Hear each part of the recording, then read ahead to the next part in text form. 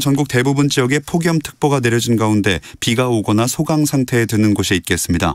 예상 강수량은 수도권과 강원 영서, 호남, 영남, 제주 산지에 20에서 60mm입니다. 특히 경기 북부와 강원 영서 중북부에는 80mm 이상 내린 곳도 있겠습니다. 그 밖의 지역에도 5에서 30mm의 비가 오겠습니다. KBS 제일라디오 5시 뉴스를 마칩니다. 지금까지 아나운서 김종현이었습니다. KBS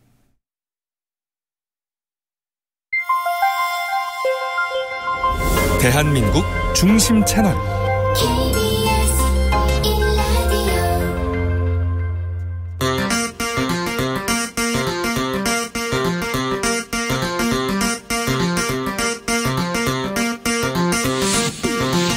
주진우 라이브.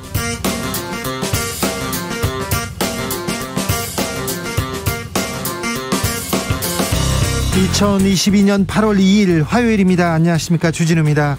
일과 비슷한 일은 안 하기로 했다. 첫 휴가를 맞이한 윤석열 대통령 오랜만에 푹 쉰다고 소식을 전했습니다. 윤 대통령 지지율 하락세에 이어지자 대통령실 인적 쇄신 이야기 나옵니다. 비서실장 수석 사의 표명했다는 소식 들리자 대통령실은 사실 아니라고 했다가 대통령이 결정할 일이라고 말을 바꿨습니다. 국민들은 김건희 여사의 유지 논문에 대해서 문제 없다는 결론 내렸습니다. 주스에서 정리해 보겠습니다.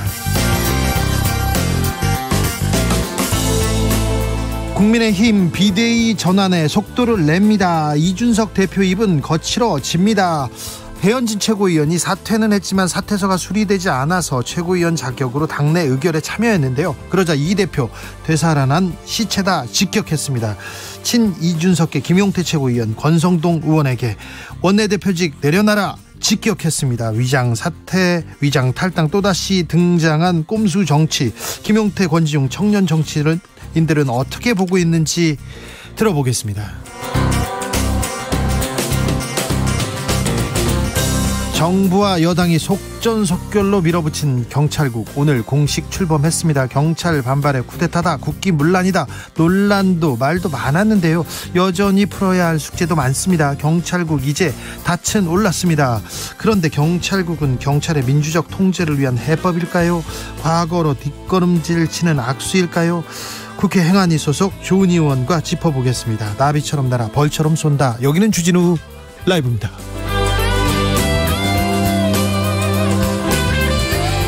오늘도 자중자애, 겸손하고 진정성 있게 여러분과 함께 하겠습니다. 폭염과 태풍이 번갈아 옵니다. 습한 날씨 건강 관리 중요합니다. 잘 하고 계시죠? 이렇게 무덥고 습하고 굳은 날에는 좀 건강 걱정됩니다. 특별히 밖에서 일하시는 분들 괜찮은지 걱정됩니다. 청소 노동자 여러분들 씻고 좀 쉬면서 일하고 계신지 걱정합니다. 이 더위에 건설 노동자들 밖에서 일하는데 아이고 걱정됩니다. 비 맞으면서 택배 배송하는 분들 건강도 걱정됩니다.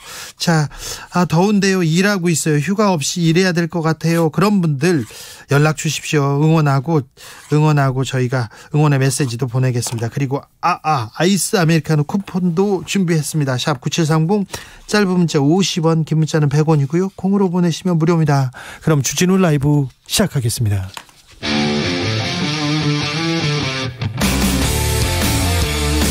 탐사보도 외길 인생 20년. 주 기자가 제일 싫어하는 것은?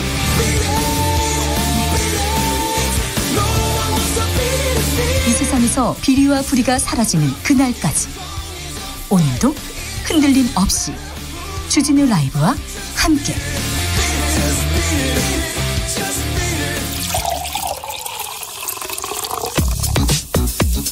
진짜 중요한 뉴스만 쭉 뽑아냈습니다. 주스 정상근 기자, 어서 오세요. 네, 안녕하십니까. 국민의힘이 비대위 구성 속도 냅니다. 네, 지난 일요일 권성동 국민의힘 원내대표가 이 당대표 직무대행에서 사퇴한 이후 비상대책위원회 구성이 일사천리로 진행되고 있습니다. 어제 긴급 의원총회 이후 오늘은 최고위원회를 소집해서 당 상임 전국위원회 개최를 의결했는데요. 이르면 5일 소집될 것으로 보입니다. 그런데요, 사퇴한 배현진 최고 모습을 드러냈어요. 네, 이날 최고위 회의에는 권성동 원내대표와 이 성일종 정책위 의장, 이 배현진 최고위원, 윤영석 최고위원 이렇게 4명이 참석을 했습니다. 비대위 체제에 반대했던 김용태, 정미경 최고위원은 참석하지 않았는데요. 그런데 이 중에 배현진 최고위원과 윤영석 최고위원은 이미 사퇴한 바 있습니다. 그렇죠. 이 사퇴가 비상대책위원회 출범의 계기가 됐기 때문에 이 두 사람의 최고위원의 등장을 두고 논란이 이어지고 있습니다. 국민의힘 측은 최고위원 전체 9명 중 이미 사퇴한 김재원, 조수진 최고위원을 제외하고 제적 인원 7명 중 4명이 참석해서 의결을 위한 과반 정족수를 채웠다라고 설명하면서 비대위가 출범하기 전까지는 최고위원의 최소한의 기능을 유지해야 되기 때문에 최고위원 사직서를 보류해달라라고 말씀드렸다고 해명했습니다. 이준석 대표는 강하게 반발하고 나섰습니다. 네, 이준석 대표는 오늘 당 최고위원회가 지도부 체제를 비대위로 전환하기 위한 이 상임 전국위 소집 안건을 의결하자 SNS에 이렇게 글을 썼는데요. 절대 반지를 향한 그들의 탐욕은 계속된다라는 글이었습니다. 그러면서 배현진 최고위원이 최고위원회에 참석한 것을 비꼬면서 최고위원직에서 사퇴한다라고 7월 29일에 육성으로 말한 분이 이 표결 정족수가 부족하다고 8월 2일에 표결을 하는군요 라고 비판했고요. 이 배현진 최고위원을 죽지 않는 존재인 언데드로 표현하기도 했습니다. 바깥에서 계속 개고기, 골룸, 절대 반지, 언데드 이런 얘기를 하면서 계속 저격합니다. 지나친 비유는 또 사람들이 이렇게 무슨 말인지 조금 피곤하기도 한데 아무튼 계속 뭐 문자를 쓰면서 이렇게 비유와 상징을 쓰면서 당 지도부를 직격하고 있습니다. 대통령실은 뭐라고 합니까? 네, 대통령실 관계자는 언론의 질문에 당이 복잡하고 어려운 문제를 겪으며 지나가고 있는데 조속히 안정되길 바랄 뿐이다라고 했습니다. 다만 대통령실 인적 쇄신 요구에 대해서는 입장을 낼 만한 것이 없다라고 말했습니다. 국민대가 김건희 여사 논문 문제 없다 결론 내렸어요? 네, 윤석열 대통령의 배우자 김건희 여사가 쓴 논문 4편의 연구 윤리를 검증해온 국민대가 어제 김건희 여사의 연구 부정 행위가 없었다라는 최종 결론을 발표했습니다. 국민대가 검증한 논문은 김건희 여사의 2008년 박사학위 논문 등 4건인데요. 이 중에 박사학위 논문은 언론 보도와 인터넷 블로그, 김건희 여사가 재직했던 디지털 콘텐츠 회사의 사업계획서를 도용했다라는 의혹이 제기된 바 있습니다. 네. 이에 대해 국민대는 학문 분야에서 통상 용인되는 범위를 심각하게 벗어날 정도의 연구 부정행위에 해당하지 않는 것으로 판단했다. 이렇게 밝혔습니다. 또한 이른바 유지 논문에 대해서는 완선도 및 그 인용에서 미흡한 점이 일부 있으나 논문의 질에 대한 문제는 연구 부정행위의 범위에 해당하지 않아서 검증의 대상이 될 수 없다라고 밝혔습니다. 또 다른 논문에 대해서는 인용 분량이 많지만 출처를 밝히고 있다라고 했고요. 또 다른 논문은 부적절한 논문으로 판단할 여지가 있다라면서도 2007년 연구윤리 관련 학계의 기준 등을 종합했을 때 검증이 불가능하다라고 판단했습니다. 그 논문 유지된다는 거죠? 네. 네.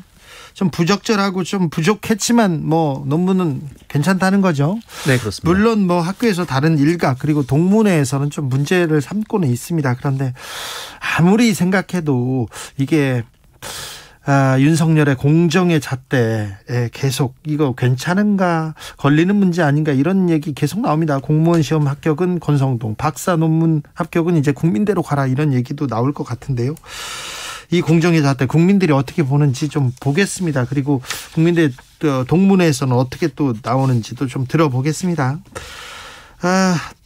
초등학생 입학 1년 앞당긴다 이 정책에 반대하는 사람들이 많아요. 목소리가 높습니다. 네, 초등학교 입학 연령을 현행 만 6세에서 5세로 낮추는 방안을 두고 반발 움직임이 이어지고 있습니다.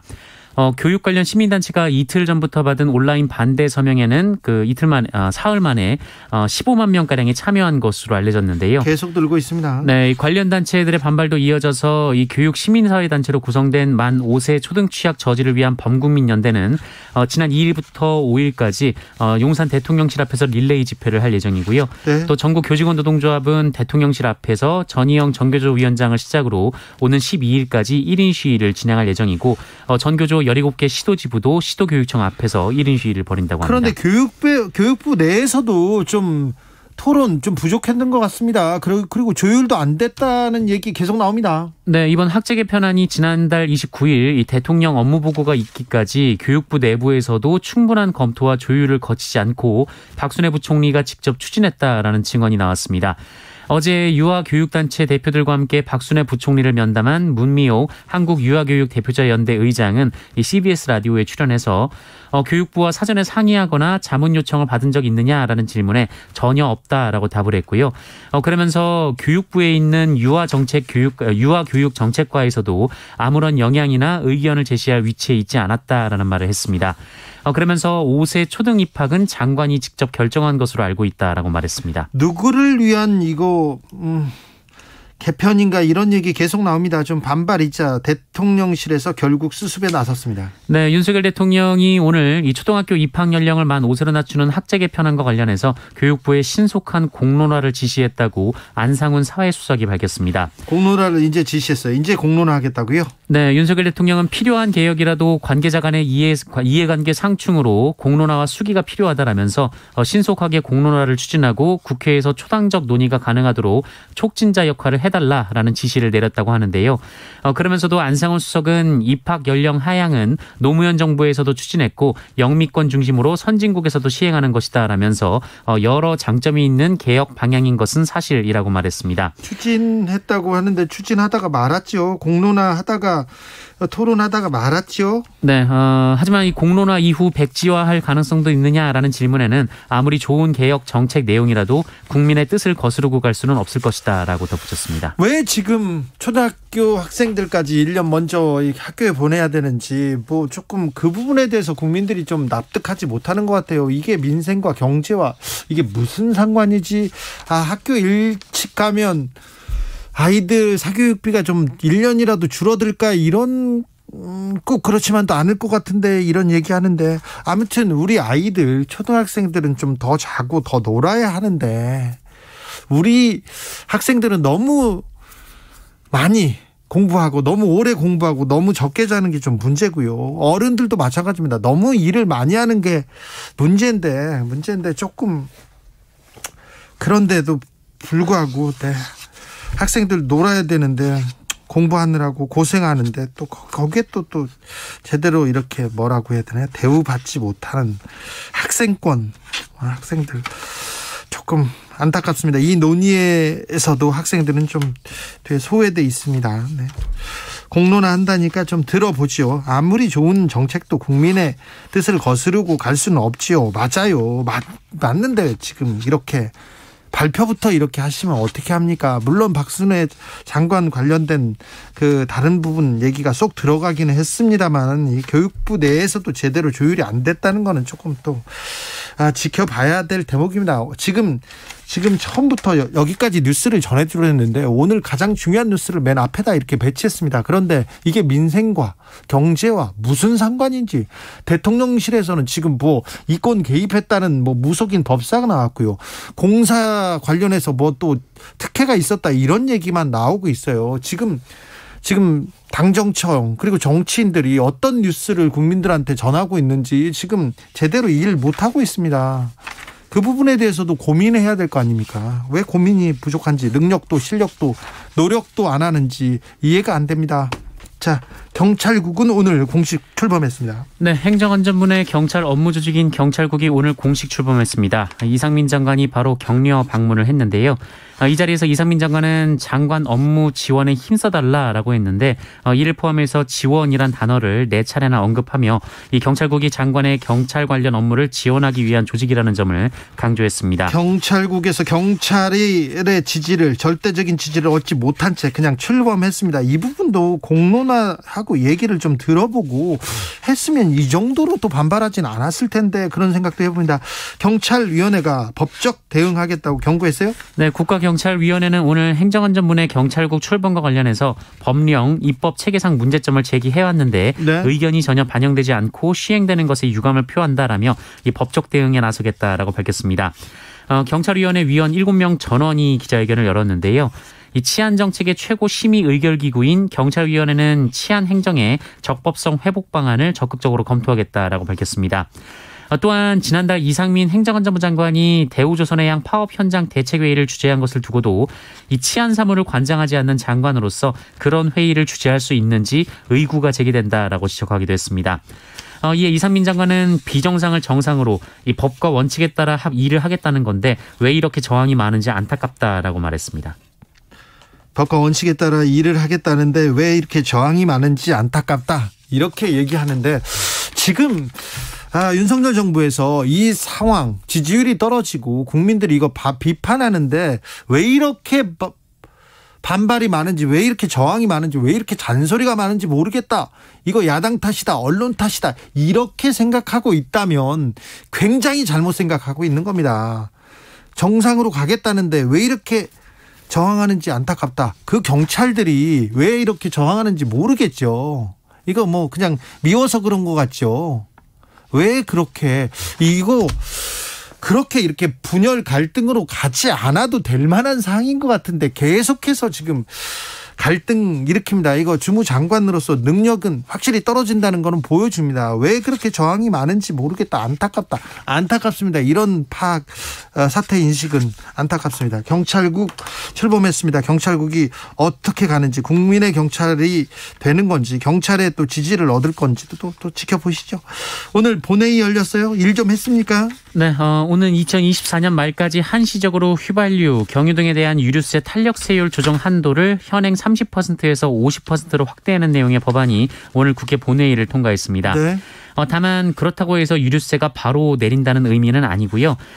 이번에 개정안 통과에 따라서 탄력세율을 고려한 실제 유류세 인하 가능 범위가 37%에서 55%까지 확대된다라는 의미입니다. 아무튼 뭐 유가를 조금 줄이기 위해서 노력하고 있다. 노력은 하네요. 자, 직장인 식대도 좀 달라집니까? 네, 내년 1월부터 직장인 식대 비과세 한도가 월 10만 원에서 20만 원으로 늘어납니다. 이번 개정안은 총급여 6천만 원 근로자의 세 부담을 평균 18만 원, 그리고 이 총급여 8천만 원 근로자의 세 부담을 29만 원 줄이는 효과를 낼 것으로 분석이 되고 있습니다. 물가는 어떻습니까? 네, 고물가 계속 이어지고 있는데요. 지난달 소비자 물가 상승률이 6.3% 나오면서 근 24년 만에 다시 한번 최고치를 갈아치웠습니다. 지난 6월에 6%가 나왔는데 그 두 달 연속으로 6%대가 나왔고요. 지난달보다 더 높아졌습니다. 두 달 연속 6%대 이상을 기록한 것도 1998년 이후 23년 8개월 만입니다. 지금 23년 만에 가장 큰 위기, 물가 위기라는 거 아닙니까? 고물가가 계속 된다는 거 아닙니까? 네, 특히 공업 제품은 석유류가 35% 올랐고 이 중에 경유가 47%가 올랐습니다. 가공식품이 8% 넘게 올랐는데 빵이 12.6% 올라 상승폭이 가장 컸습니다. 생선회가 10.7%, 치킨 11.4% 등 외식이 8.4% 올랐고 다 10%씩 올랐어요. 네, 농축 추산물도 많이 올라서요. 배추가 72.7%, 오이가 73% 올랐고 돼지고기는 10% 정도, 수입 소고기는 24.7%가 올랐습니다. 아니 그런데 보험료도 올랐습니까? 네, 보험 서비스료가 14.8% 올랐습니다. 아니 오이, 배추 오르는 건 알겠는데 보험료는 왜 오르는 거죠? 이렇게 보험 서비스료가 14.8%나 올랐어요. 보험료 왜 오르는 건지 좀 설명을 해 주세요. 야, 이런 거는 올리지 말아야지. 이런 얘기를 조금 해 주십시오. 정부에서. 그래야지 국민들 이거 불안해서 살겠습니까? 노력은 해야죠. 노력은. 물가 수지 넉 달 연속 적자입니다. 네, 우리나라 무역 수지가 넉 달 연속으로 적자를 기록했는데요. 이 넉 달 연속 적자는 2008년 금융위기 이후 14년 만에 처음입니다. 아까는 23년 만의 위기, 여기는 14년 만의 위기. 곳곳이 지뢰군요. 수출이 1년 전보다 9.4% 증가했습니다만 수입이 더 크게 늘어서요. 이 수입은 1년 전보다 21.6% 올라갔습니다. 예. 무역 수지가 46억 7천만 달러 적자였는데요. 누적 무역 적자도 150억 달러를 넘어서서 관련 통계가 집계된 이래 역대 최대치를 기록했습니다. 아니 우리나라는 수출로 먹고 사는 나라인데 수입이 수출을 이렇게 계속 앞지르고 있다고요? 네. 석유 때문에 그렇습니까? 그렇습니다. 에너지 수입이 역시 가장 큰 원인인데요. 원유, 가스, 석탄 등 이 3대 에너지원 수입액이 185억 달러를 기록해서 1년 전에 비해 2배 가까이 올랐습니다. 전체 수입액 중 28%를 에너지원 수입이 차지할 정도였는데요. 다만 최근 이 배럴당 100달러 밑으로 떨어진 국제유가가 안정세로 접어든다면 이 적자 폭이 줄어들 것이다라는 관측도 있습니다. 네. 물가는 오르고 무역수지 적자는 늘고 있습니다. 위기는 위기입니다. 위기에 대처하는 정치권의 모습 이렇게 좀 보고 싶습니다. 공군에서 또 성추행 사건 발생했습니다. 네, 선임에게 성추행을 당한 뒤 극단적인 선택을 한 고 이해람 중사가 마지막으로 근무했던 부대인 공군 제15 특수임무비행단에서 또 성추행 사건이 발생했습니다. 지난번에 여기에서 사고가 또 있었잖아요. 그런데 또 성추행 사건이라고요? 네, 군인권센터는 이 부대에서 20대 초반 여군 하사를 대상으로 성폭력 사건이 발생했다라고 폭로했는데요. 가해자로 지목된 사람은 고 이해람 중사가 숨진 이후 부임한 44살의 준이입니다. 군인권센터에 따르면 올해 1월부터 시작된 성폭력은 피해자가 4월에 피해 신고를 할 때까지 이어졌다라고 합니다. 안마를 해준다는 핑계로 어깨와 발을 만지거나 이 거부 의사를 밝혔음에도 윗옷을 들쳐서 부항을 놓는 등 성추행을 저질렀다라고 합니다. 안마요? 아이고. 네, 그 외에 참 말로 하기 어려운 좀 엽기적인 행위도 있었는데요. 또 이 하사가 이 성추행 성희롱 상황을 피하거나 거부 의사를 표현할 때면 통상적인 업무에서 배제하는 등 불이익을 주기도 했다라고 군인권센터는 주장했습니다. 네. 한편 피해자의 신고로 현재 준이는 구속됐는데요. 그러나 이 군인권센터는 이 신고 직후 가해자와 피해자의 분리가 이루어지지 않아서 가해자가 피해자를 회유하고 협박하는 등 군이 부실 대응을 했다고 지적하기도 했습니다. 공군 제15 특수임무비행단. 특수임무가 성추행입니까? 성폭행입니까? 2차 가해입니까? 이 부대가 굉장히 중요한 부대예요. 윤석열 대통령이 나토 나토 순방 갈 때 거기 그 환송에 나올 정도로 중요한 부대입니다. 중요한 부대입니다. 이거 군사 기밀이어서 그쪽까지 얘기는 안 하겠는데 중요한 역할을 하는데 특수 임무 계속 성추행, 성폭행 거기서 자살 사건도 있었고요. 뭐 하고 있는 건지 계속 이렇게 있는데 2차 가해 벌어지면서 공군 그리고 이 특수 임무 비행단 반성하고 어떻게 할 건지 좀 이거에 대해서는 명확하게 밝혀야 될 것 같습니까? 밝혀야 되는 거 아닙니까? 이거 너무하지 않습니까? 계속 벌어지고 있어요. 이거는 한 사람의 일탈로 볼 수 없어요. 시스템으로도 볼 수 있는데 시스템이 잘못됐고 그 문화가 잘못됐다고 보이는데 엄정한 처벌이 우선 필요합니다. 그리고 진상 규명 반드시 필요합니다. 그리고 얼마 전 그 돌아가신 분은 20 전투비행단 소속이었습니다. 그렇습니까? 제15 특수임무비행단은 이해람 중사였죠. 그죠? 네. 코로나 상황은요? 네, 오늘 코로나19 신규 확진자 11만 1,789명이 나왔습니다. 신규 확진자가 11만 명을 넘은 것은 이번 재유행 이후 처음이고요. 네. 지난 4월 19일 이후 105일 만에 가장 많았습니다. 낸시 펠로시 미 하원 의장 대만 방문할 것 같습니다. 네, 오늘 밤 방문한다 이런 얘기가 나오고 있는데요. 이 중국이 손 놓고 있지 않을 것이다라고 경고함에 따라 이 대만도 대비 태세를 격상하면서 긴장감이 고조되고 있습니다. 장 정자님께서 빵 치킨 가격 다 올랐어요. 빵 막 오릅니다. 치킨 가격도 오르고요. 그런데 안 올라도 되는 것도 같이 따라 오른다는 거 그거 규제 이런 거는 잘 지켜보고 못 올리게 해야 되는 거 아닌가 이런 생각합니다. 5622님 일하면서 매일 잘 듣고 있습니다. 오늘은 아무 말 안 하려고 했는데 뉴스 들으니까 머리 참 지끈거려요 얘기합니다. 이런 뉴스 전해드려서 죄송합니다. 네, 주스 정상근 기자 함께했습니다. 감사합니다. 고맙습니다. 궂은 날, 이 더운 날 밖에서 일하는 분들 많네요. 많은 분들이 열심히 일하고 있습니다. 참 그 노고 감사합니다. 노용식님 백화점 물품 배송하면서 블루투스 연결해서 청취합니다. 비가 오락가락하니까 후텁지근 몸살입니다. 오늘도 주라 들으면서 기운 내보겠습니다. 기운 내십시오. 이현철님 비가 오락가락하니까 잡초만 무성하고요. 새벽 4시 30분부터 12시간 넘게 뻘뻘 이제 절반 했어요. 아이스커피가 땡기네요. 얘기하는데 4시 30분부터 새벽부터 그렇게 일한다고요. 아직도 12시간 넘게 아직도요. 너무 많이 일하는데 이렇게 더운 날 이렇게 열심히 일하면 그 노동의 가치는 조금 더 이렇게 보상받아야 되는데 참 걱정입니다. 할 수 있다님 저는 새벽에 우유 배달하는데요. 엄청 더워서 땀으로 목욕을 하는데요. 건설 현장에 일하는 남편을 생각하면 그래도 햇님이 없을 때 하니까 난 괜찮다 이렇게 외한 삼네요. 아이고 네, 건강 챙기면서 하십시오. 2202님께서 안녕하세요. 김천 떡볶이 푸드트럭입니다. 1년 명절날 빼고는 휴일 없이 일하고 있습니다. 습도가 높은 오늘 같은 날에는 그저 땀으로 목욕을 하죠. 그래도 사가는 고객님들이 계셔서 고맙습니다 얘기하는데 네. 5261님 휴가도 없이 주진우 라이브 듣고 있습니다. 2178님 하루 일로 지쳐가는 시간인데요. 주 기자님 활기찬 방송 나오면 눈매가 기운이 확 올라요. 아직 몇 시간 남은 일과 마무리 잘 될 것 같습니다. 네, 잘 될 것 같습니다. 힘내십시오. 1935님 저도 휴가 가고 싶어요. 신용정보업체에서 일하는데요. 휴가를 공식적으로 1년에 3일밖에 못 삽니다.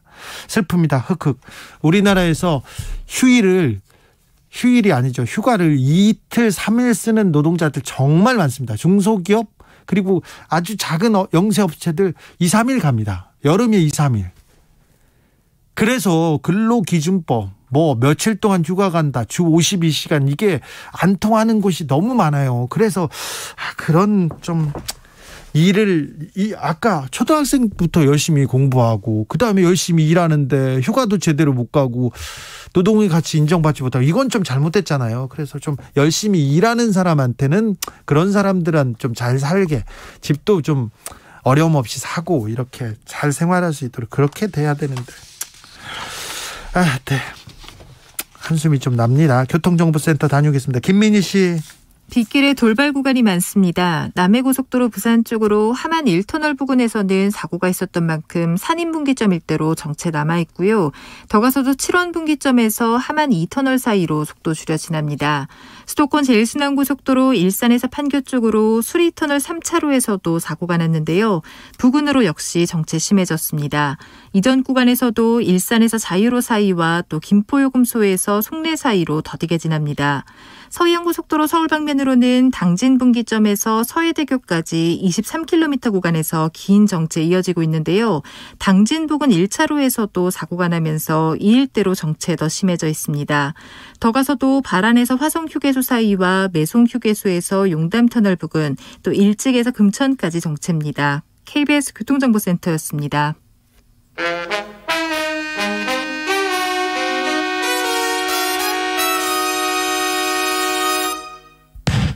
주진우 라이브 돌발 퀴즈. 오늘의 돌발 퀴즈는 객관식으로 준비했습니다. 문제를 잘 듣고 보기와 정답을 정확히 적어 보내주세요. 낸시 펠로시 미국 하원의장의 이 나라 방문이 예상되는 가운데 이 나라 국방부가 중국의 군사 도발에 대비해 대비태세를 격상했습니다. 중국은 펠로시 의장의 이 나라 방문에 강하게 반발하면서 무력 시위를 강화하고 있는데요. 중국 군용기 여러 대가 이 나라 해협 중간선을 근접 비행했다는 보도가 나오기도 했습니다. 타이완 해협을 사이에 두고 중국 푸젠성과 마주하고 있는 이 나라의 이름은 무엇일까요? 보기 드릴게요. 1번 오만, 2번 대만. 다시 들려드릴게요. 1번 오만, 2번 대만. 샵 9730 짧은 문자 50원 긴 문자는 100원입니다. 지금부터 정답 보내주시는 분들 중 추첨을 통해 햄버거 쿠폰 드리겠습니다. 주진우 라이브 돌발 퀴즈 내일 또 만나요.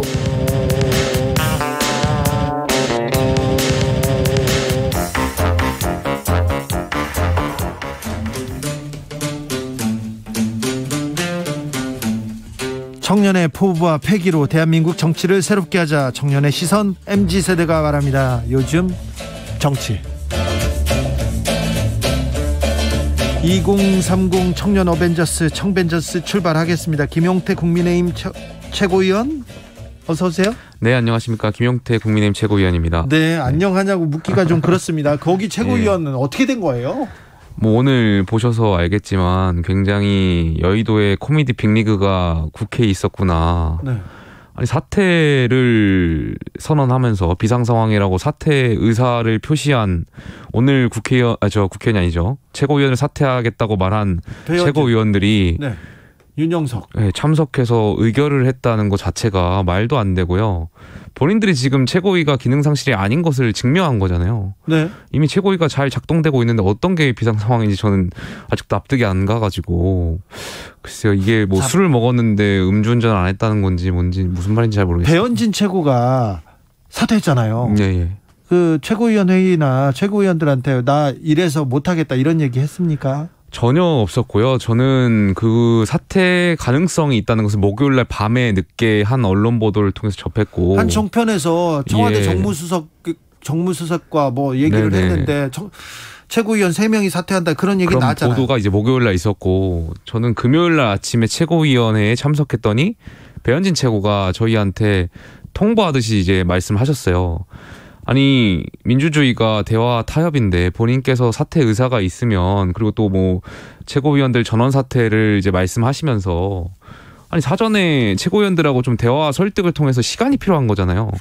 근데 생각이 좀 다르다는 이유만으로 본인은 사퇴해버리시면 굉장히 책임 없는 행동을 하신 거거든요. 비대위로 갈 수 없었다는 상황을 당원 당규 개정하지 않고서는 비대위로 갈 수 없었다는 상황을 최고위원들 모두가 인식하고 있었음에도 불구하고 본인은 나 몰라 하면서 먼저 사퇴해버리면 나 몰라가 아니라 지금 비대위로 가려고 비상 상황을 만들고 있는 거죠 지금. 그렇죠. 예. 비상 상황을 만들고 있는 거죠. 제일 먼저 본인 사퇴하겠다고 의사를 밝혔고 또 오늘 최고위는 참석해가지고 의결 권한을 행사하는 것 자체가 모르겠어요. 저는 술 먹고 다들 음주운전 안 했다고 말하는 것과 비슷하고 다들 귀신에 씌우신 건지 이 상황을 계속 우격다짐식으로 밀고 내려오니까 자, 국민들은 뭐 하는지 모르겠어요. 이게 인생하고 경제하고 무슨 상관이 있어. 네네. 지금 아니 잘하겠다고 경제 살려보겠다고 우리가 더 유능하다고 정권 달라고 해서 가져갔지 않습니까? 그다음에 보여주는 게 뭡니까? 자, 내부 총질 문자가 나왔어요. 네네. 그러면서 그랬어요. 근데 그걸 수습이 그러면 이준석 나가란가요? 뭐 전체적으로 지금 형상은 그렇게 되어 가고 있는 것 아닌가 싶습니다. 그렇죠. 비대위를 구성한다. 비대위 구성해서 이준석 대표 복귀를 막겠다. 이게 지금 국민의힘 생각인가요? 뭐 지금 관리형 비대위냐, 뭐 어떤 비대위냐, 혁신형 비대위냐, 뭐 비대위의 성격을 가지고 계속 이야기하고 있어가지고 뭐 전체적인 건 좀 더 시간이 흘러봐야 될 것 같습니다만. 저는 이해할 수가 없어요. 비상대책위원회라는 것이 어떻게 집권 여당이 100일도 출범한 지 100일도 안 됐는데 여당이 비상대책위를 꾸리는 것 자체가 저는 헌정사에 굉장히 나쁜 선례를 남기는 거라고 보고요. 아니 국민들은 집권 여당의 무한 책임과 안정을 원하는데 본인들이 지금 계속해서 비상 상황이라고 계속 말씀을 하고 다니시니 뭐 윤석열 정부가 실패했다고 지금 국민들께 자인하는 것도 아니고 저는 비대위가 들어서면 안 된다고 늘 정치적으로 말씀드렸는데 지금 윤핵관이라는 분들이 자처해서 대통령과 지금 여당을 흠집내고 있는 것 같아요. 이건 진짜 10년 뒤, 20년 뒤 다시 바라봤을 때 뭐 권성동 직무대행뿐만 아니라 지금 사퇴한 최고위원들 역사와 국민이 다시 평가할 거고 분명히 죄를 짓는 행동들을 하고 있는 겁니다. 그러면 이제 앞으로 국민의힘은 어떻게 갑니까? 글쎄요, 뭐 금요일 날일지 돌아오는 금요일일지 월요일일지 전국위랑 상임 전국위가 이제 언제 열릴지는 잘 모르겠습니다만 서병수 의장께서 오늘 전국위 개최 가능성을 말씀하셨고 이것과 관련해서 그러면 비대위 출범을 결정하는 거예요? 전국위에서 이제 결정을 하게 되겠죠. 자, 결정하면 그럼 비대위원장 뽑고 비대위 체제로 넘어가는 건가요? 그러니까 지금 현재 당규상 비대위원장을 당대표 또는 당대표 권한대행이 임명하게 되어 있어서 지금 임명할 수 있는 주체가 없기 때문에 아마 전국위원회에서 말씀하신 대로 당원 당규를 개정하는 작업을 하겠죠. 그러면 지금 네. 법을 고쳐가지고 비대위원장 뽑고 법을 고쳐가지고 이준석 못 돌아오게 하겠다 이런 생각인가요? 그런 형태로 흘러가고 있는 것 같습니다. 그래요? 지금 법이 구비되지 않아서 법을 만들어서 그렇게 간다. 법을 개정해서 만들겠다는 건데 말씀하신 대로 제가 당규에 보면 비상대책위원장은 그 당대표 또는 당대표 권한대행이 임명하게 되는 이유가 저는 단일 지도 체제에서 비상대책위가 꾸려지는 상황은 당대표 거리 상황에 있거나 혹은 당대표가 지도 체제가 너무 안 되다 보니까 최고위원들하고 갈등이 있다 보니까 최고위원들하고 어떻게 컨트롤이 안 된다고 해서 이제 비상 상황이다. 선언하면서 이제 비대위가 들어올 수 있게 된 것이 저희 당규의 정신 아닌가 생각합니다. 알겠습니다. 비상 상황, 비상 착륙, 비상입니다. 이건 비상 상황이 아니라 이상 상황이죠. 이상하죠. 예. 많이 이상합니다. 국민의힘이 비상한 상황이고 이상한 상황이어서 말이 길었습니다. 권지웅 전 더불어민주당 비상대책위원 나오셨어요? 네. 여기서 비대위원입니다. 비대위원이었죠. 그렇죠. 이번에 최고위원에 도전했는데, 네, 아깝게 좀, 네. 네, 맞습니다. 쓴잔을 마셨어요. 그런데 네. 아무튼 권지웅 응원하는 사람 많고요. 청년의 꿈 응원합니다. 고맙습니다. 네. 권지웅이 잘 됐어야 되는데, 이렇게 좀 다른 청년들이 조금 목소리를 더 가져야 하는데 그런 생각이 있습니다. 좀 가슴이 아픕니다. 네. 저희 식구여서 그렇게 얘기한 것도 있지만, 네. 이 두 분들이 좀 더 목소리를 가지고 더 많은 역할을 했으면 하는 게 생각입니다. 국민의힘은 그렇게 갈 것 같습니다. 그런데요, 자, 대통령 개편설 흘러나옵니다. 김대기 비서실장 지난주에 사의표했다 이런 얘기가 나왔어요. 무조건 근데 그렇지 않았다 이런 얘기도 나왔는데요. 어떻게 이 지지율 윤석열 대통령이 민심을 다시 찾아가야 될 텐데 일단 국민의힘 당에서는 뭐 전혀 도움을 못 주는 것 같아요. 자, 그러면 대통령실 내각은 어떻게 됩니까? 당연히 다 저는 사퇴하셔야 된다고 생각합니다. 그래요? 그 지난주에 아까 말씀드렸던 종편 보도에 따르면 정무수석실에서 지금 개입을 한 거잖아요. 어떤 당무에. 설득했다고 종용했다고 기사가 나온 것 자체가 네. 대통령께서 뭐 당무에 개입 안 하시겠다고 늘 말씀하셨는데 정무수석실부터 지금 대통령의 뜻을 팔면서 지금 정치 개입을 하는 거잖아요. 저는 대통령실 참모들이 지금 다 자기 정치하고 있다고 생각해요. 예. 대통령 잘 모셔야 되는데 대통령 참모들이 다 자기 정치하기 바빠가지고 제대로 지금 대통령 잘 못 모시면서 지지율을 이렇게 하락시키는 거 보면 다들 정신 차려야 된다고 생각하고 네. 지지율 반등을 위해서라도 대통령실 참모들 전면 쇄신이 필요하다고 생각합니다. 그리고 그렇지 않으니까 계속 뭐 BTS 만나가지고 뭐 이상한 무례한 포즈 취하게 한 다음에 자기 사진 남기려고 사진 찍는 참모들부터 시작해서 저는 다들 정신 못 차렸다고 생각합니다. 저는 김영태 최고위원께서 말씀하신 이 부분이 좀 정상적 지적이라고 생각돼요. 네. 왜냐하면 지금 위기 상태의 핵심은 지지율 하락인데 이 지지율 하락이 물론 이제 그 좀 상대적인 비교긴 합니다만 대통령실의 잘못에 의해 대통령을 포함한 대통령실의 잘못이 더 큰지 국민의힘 지도부의 잘못이 더 큰지라고 물어봤을 때 저는 국민 10명 중 8명 이상은 대통령의 인식과 대통령의 판단 등이 잘못되어서 지지를 철회하게 됐다고 말하는 상황 같거든요. 그러면 여기를 바꿔야 되는 거잖아요. 네. 근데 지금 이 지지율 하락이라고 하는 위기를 극복하는 걸로 대통령실은 그대로 두고 국민의힘 지도부만 바꾼다? 그리고 그걸로 해결이 될까라고 했을 때 저는 그렇게 되지는 않을 것 같습니다. 그래서 저 이야기를 해야 물론 이제 어느 정도로 개편할 건지는 국민의힘에서 결정할 부분이겠지만 그 부분이 개선되지 않고서는 지지율 반등 쉽지 않을 것 같습니다. 지금 여기에 덧붙여서 말씀드리면 물론 지금 당의 지도체제가 불안정하게 되는 것이 그 원인이 당대표의 징계가 될 수는 있겠죠. 근데 저는 2주 동안의 어떤 책임은 권성동 직무대행한테 다 있다고 생각해요. 그분께서 여러 가지 사건을 만드셨고 지금 이렇게 또 마지막에는 내부 총질 문자를 공개되면서 어떤 본인의 책임이 있음에도 불구하고 본인은 지금 책임을 안 지려고 하고 있어요. 원내대표 당연히 사퇴하셔야죠. 어떻게 직무대행만 내려놓겠다는 말씀을 하십니까? 대통령 만약 예를 들어 사고 상황에 정말 국무총리가 자기는 직무대행 안 하고 국무총리만 유지하겠다고 하면 어느 국민께서 그걸 납득하시겠어요? 제가 지난주 금요일 날 그 권성동 원내대표한테 조속하게 직무대행 체제가 안정화돼야 되고 제가 돕겠다고 말씀드렸어요. 근데 주말에 본인이 직무대행을 내려놓을 수도 없겠지만 내려놨잖아요. 그러면은 본인이 이미 리더십을 방기한 거고 그 왕관에 쓸 무게를 견딜 수 없는 것을 국민들께 말씀드린 거거든요. 네. 이 사태를 해결하기 위해서는 뭐 대통령실 인사들의 참모들의 어떤 쇄신도 필요하지만 권성동 원내대표도 당장 지금 직을 내려놔야 된다고 생각합니다. 저는 조금 다르게 보이는데 사실은 이제 문자가 공개된 것에 1차적인 책임은 권성동 대표에게 있는 게 맞습니다. 근데 실제로 이제 국민들이 분노한 것은 그것을 공개했던 권성동 원내대표가 아니라 사실 그 내용에 있었던 이견을 내부 총질이나 하는 짓 이렇게 규정하는 윤석열 대통령의 인식이었거든요. 그러면 그것이 이제 문제이고 게다가 이제 박순애 장관을 임명한 것이 문제이고 경찰국 관련한 것을 너무 몰아붙인 게 문제의 핵심이지 않습니까? 그러면 그 의사결정을 했던 관계자들과 어떤 개편의 논의가 있어야지 그것이 아니라 또 이제 문의만 바꾸는 게 되는 거죠. 당 지도부만 바꾼다고 하는 건. 네. 저는 그렇게 보입니다. 이정옥님께서 국민들 사람 팍팍한데요. 정치권에서는 안중에도 없네요. 안중에도 없어요 보여요. 5368님 김용태 권지웅 두 젊은 정치인 정치꾼 선배들 쳐다보지 말고 다른 정치인 되어주세요 얘기합니다. 그런데요 이 얘기도 해야 되겠어요. 자 국민의힘 당 그렇다고 해. 네. 자, 대통령실 그렇다고 해. 자, 그럼 내각은 잘 움직이고 있나? 입만 벌리면 좀 사고 같습니다. 행안부 장관 계속해서 네.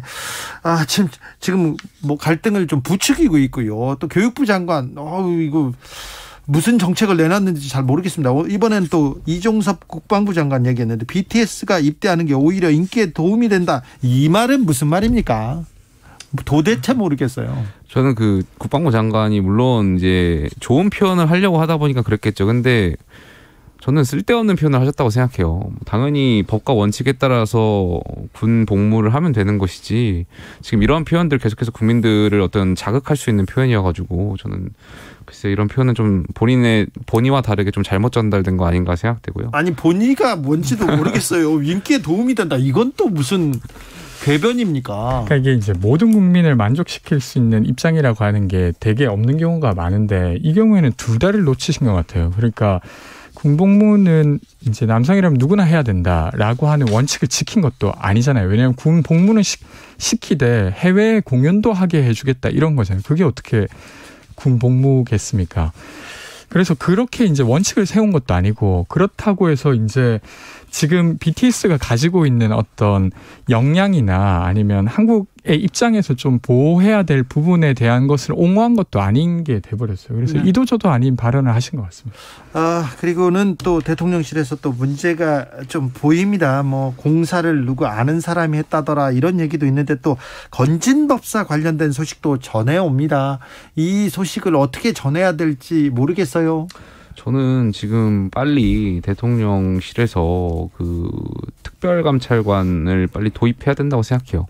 지금 대통령 관련해서 또 영부인 여사 관련해서 지금 계속해서 논란이 되고 있는 건데 이것이 뭐 전 지지율에도 영향을 미친다고 생각하고 있고요. 지금 권력이라는 것은 통제받아야 하고 또 이렇게 저희들 그 굉장히 중요한 부분이기 때문에 전 특별감찰관을 빨리 도입해서 이런 부분을 좀 논란을 해소했으면 좋겠습니다. 그러니까 이게 지금 이때 이제 역할을 해야 될 분이 공식기관 비서관 같아요. 예. 그러니까 물론 이제 조작된 증거로 재판에 이끌었던 문제가 있었지만 이시영 검사였던 이분이 역할을 해야 되는데 전혀 역할을 못 하시는 것 같아요. 그러니까 지금 인사 라인을 이제 윤석열 정부 최측근 검사 라인으로 다 했는데 이런 문제가 발생하고 있으니까 이것이 공무를 수행한다기보다 자기 사람들을 챙기는 거 아니냐는 의혹이 계속 나오게 되는 것 같고 이것을 하루빨리 끊어내는 게 뭐 국민의 힘을 위해서도 그렇고 국민들을 위해서도 좋을 것 같습니다. 그렇죠. 지금 뭐 정부 초기지만 법사들하고 검사들 간의 알력관계, 이 법사와 검사들이 세운 나라 이런 얘기까지 나와요. 그런데 지금 어떻게 빨리 지금 조기에 좀 진화해야 될 것 같습니다. 예, 뭐 대통령실 뭐 당정에 지금 계속해서 국민들께 실망을 드리고 있는데요. 저도 오늘 이 기사를 보고 좀 당황해가지고 말씀하신 대로 빨리 이걸 끊어내는 것이 대통령과 또 국민과 국가를 위한 길임을 좀 명확히 인식했으면 좋겠어요. 근데 대통령 주변에 계속해서 권력에 아부하고 아첨하고 하려는 분들만 좀 계셔서 이분들이 이 사건의 어떤 실체나 이 위기를 잘 못 느끼시는 것 같아서 굉장히 안타깝고요. 그러니까 정부가 그 사회가 겪고 있는 문제를 풀어줘야 되는데 되려 문제를 더 만들고 있고 그 문제라고 하는 건 어떤 정책을 하기 위해서 발생할 수밖에 없는 그런 것이 아니라 그냥 내부에서 권력 다툼으로 발생하는 문제에 뒤치다꺼리 하느라 지금 너무 많은 에너지를 쓰고 있어요. 근데 지금 상황이 뭐 별 탈 없는 상황이면 모르겠는데 물가 계속 오르고 있고 뭐 20몇 년 만에 지금 최고치를 찍을 만큼의 상황인데 거기에 대한 이야기조차 할 수 없는 상황이 참 안타깝습니다. 그러니까 우리가 지금 논하는 지금 주제들이 거의 다 민생, 경제, 국민들하고는 거의 상관없는 얘기지 않습니까? 예. 이런 뉴스를 계속 보고 있어요. 국민의힘에서 지금 능력을 보여주지 못하고 있어요. 대통령실에서 실력을 보여주지도 못하고 있어요. 노력도 안 하는 것처럼 저는 보여요. 뭐 노력 하고 있는데 일각에서 말씀드린 대로 지금 계속해서 대통령을 위한 길, 그러니까 국가와 국민을 위해서 저는 윤석열 정부가 성공해야 된다고 생각하고 있는데 네. 그 성공에 대해서 사람들끼리 계속 권력 다툼을 하는 양상을 보이다 보니까 말씀하신 대로 국민들께 정말 죄송스럽게 생각하고 있고요. 정말 당정이 쇄신해야 된다는 생각 갖고 있습니다. 그래서 말씀하신 대로 정말 다들 국가 국민을 위해서 또 대통령을 위해서 정말 일을 해야 된다고 생각하는데 아까 다시 말씀드리면 원래 처음에 말씀드린 대로 다들 자기 정치하기 지금 바쁜 거 아닌가 참모들이. 예. 그렇게 생각하고 있고요. 진짜 대통령을 위한 길이 무엇인지는 참모들이 빨리 깨달아야 된다고 생각합니다. 그러니까 이게 좀 되게 안일한 모습이 더 국민들로 하여금 기대를 저버리게 하는 것 같은데 이번에 이제 윤석열 대통령 휴가 가는 거 관련해서 휴가 당연히 갈 수 있죠. 누가 네. 그거 가지고 뭐라 하겠습니까? 네. 근데 가서 어떻게 지내실 거냐라고 물으니까 홍보수석이 잠 많이 잘 거다. 뭐 이렇게 이야기를 해요. 물론 이제 저는 편히 쉬길 바랍니다. 당연히 휴가 가서. 근데 그냥 이제 그 전에 못 잤던 잠이나 잘 것이다. 이렇게 뭔가 홍보수석이 말한다고 하는 게 이 지금 그 한국 사회가 겪고 있는 이 문제랑은 너무 온도차가 큰 것 같아요. 그래서 뭐 그래도 어떤 이제껏 이제 업무를 하시느라 하지 못했던 부분을 좀 보완하거나 이렇게 할 것 같다라고 참모는 최소한 말해야 되는 거 아닌가 이런 생각도 듭니다. 좀 안타깝네요. 뭐 저는 대통령과 내각들이 지금 이 위기를 잘 해결할 수 있는 능력이 있다고 저는 믿고요. 국민의힘이 이 당이 중심이 되어서 이 문제를 해결해야 된다고도 생각하고 있고요. 저희가 지금은 국민들께 다소 불쾌하고 또 불안한 모습을 보여드린 것도 사실이고요. 이 부분을 빨리 반성하고 성찰해서 국민들의 기대에 또 부응할 수 있도록 하겠습니다. 그런데 뭐 계속해서 이제 비대위원장 누가 되냐, 친윤계, 비윤계, 누구 또 하마평 오르고 누구는 안 된다 얘기할 거고요. 그리고 이준석 대표는 바깥에서 또 다시 얘기할 거고요. 계속 지금 도돌이표지 않습니까? 빨리 벗어나야 되는데 여기서.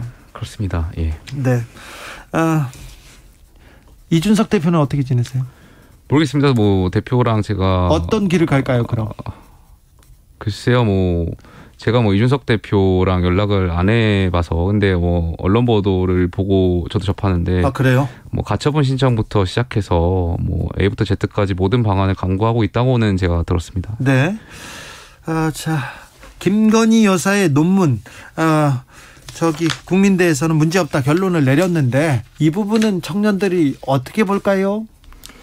네, 그러니까 이제 그 블로그에 있었던 걸 똑같이 적었는데 인용 표시를 안 했다는 거잖아요. 근데 사실은 그렇게 하면 안 되는 거잖아요. 근데 왜 이제 김건희 여사의 논문은 그렇게 해도 별 문제가 없는 것이 되는지 사실 예를 들면 여러 영역 그러니까 뭐 정치가 하지 못하면 학계라도 원칙을 지킨다든가 이런 것들이 필요한데 지금 그것마저도 이런 것 같아요. 그래서 국민대가 이 결정을 내린 게 나중에 뭐 예를 들면 아주 후회스럽지 않은 일이 되길 바라는데 지금 내용으로서는 아주 역사에 남길 만한 오점이 되지 않을까 싶습니다. 그 유지로 그러니까 영어 YUJI로 번역이 아니라 이렇게 명시해서 쓴 거는 저는 이거는 연구 부정 행위라고 보기보다는 부실 연구인 것 같고요. 좀 굉장히 당황스럽고요. 말씀하신 대로 국민대의 결과는 존중해야겠죠. 거기가 이제 어떤 기관이고 본인께서 근거 있게 판단했을 텐데 제가 좀 근데 이 논문을 제가 직접 보진 못했는데 일각에서 보니까 그 표절 사이트에서 이 논문들을 비교해 보니까 뭐 굉장히 높은 수치의 표절이 있었다고 이제 이야기가 있어요. 이 말이 사실이면 국민대 결정을 납득하기는 좀 쉽지 않겠죠. 왜냐하면 저도 대학원 생활을 했고 보통 말씀하신 그 논문 표절 사이트에서 저희 지도 교수 같은 경우 1% 미만을 갖고 오라고 늘 하시거든요. 네. 그리고 대부분의 석박사 분들이 1% 이상 넘기, 뭐 5% 미만 수준이에요. 5%도 굉장히 크다고 보는데, 근데 말씀하신 대로 이게 두 자릿수가 나온다는 것은 글쎄 뭐 참고 문헌 때문에 그렇게 많이 나온 건지 제가 보질 못해서 뭐 말씀드리기는 되게 제한스럽습니다만 어쨌든 높은 수치거든요. 네. 이거는 뭐 상식적으로 납득하기는 쉽지 않은 결정인 것 같습니다. 속보 알려드립니다. 박순애 교육부 장관, 국민이 원치 않은 정책 폐기될 수 있어 이렇게 얘기합니다. 그래서 초등학교 만 5세 입학은 어떻게 될지 조금 이제 공론화하고 이제서야 국민의 얘기를 듣는 것 같습니다. 민주당은 괜찮습니까? 이재명 의원 뭐 설화에 또 좀 휘말렸고요. 이번에는 또 온라인 플랫폼 제한한 걸 두고 좀 논란 불거집니다. 저는 온라인 플랫폼 자체는 만들 수 있다고 생각해요. 그리고 소통을 하는 체계가 더 만들어지는 건 좋다고 생각하고, 근데 이제 이 온라인 소통 플랫폼이 만들어지면 소위 이제 증오 정치, 그러니까 이견을 적의 의견으로 여기는 이런 문화가 없어질 거냐라고 했을 때 그럴 것 같지는 않습니다. 네. 근데 민주당이 지금 겪고 있는 어려움 중에 하나는 다른 의견을 지금 수용을 못하고 있는 게 문제지 않습니까? 민주당이 왜 그렇게 비민주적인 그 수용, 비민주적인 이 의견 절차, 의견 수렴 절차 이렇게 좀 빠져든 걸까요? 그러니까 이게 사실은 2016년에 있었던 촛불이 문재인 정부를 탄생시킬 때 적폐청산 정부라고 스스로를 규정하게 돼요. 근데 그때 사실 그러니까 상대를 경쟁자, 대안을 만드는 경쟁자라고 여기는 게 아니라 정적으로 여기는 문화 같은 것들이 더 커지지 않았나 싶고 그것을 해소하지 못한 채 지금까지 오면서 조금만 다른 의견을 내면 너 당에서 나가. 이런 것들이 너무 팽배하거든요. 그러니까 공개적으로 뭔가 반대 의견을 내는 게 너무 위험한 일이 돼버렸습니다. 그래서 네. 정말 안타깝습니다. 여당이 지금 지금 굉장히 여당 상황이 좋지 않아서 야당 상황을 제가 많이 못 챙겨보고 있었는데 이 이재명 의원은 지금 말인지 막걸리인지 무슨 말 하는지 잘 모르겠어요. 본인이 욕을 잘하셔가지고 자꾸 이런 말씀을 하시는 건지 잘 모르겠는데 이게 무슨 욕하는 플랫폼이 너무 가볍잖아요. 정치인이 너무 가볍고 며칠 전에는 또 갈라치기 하셨더라고요.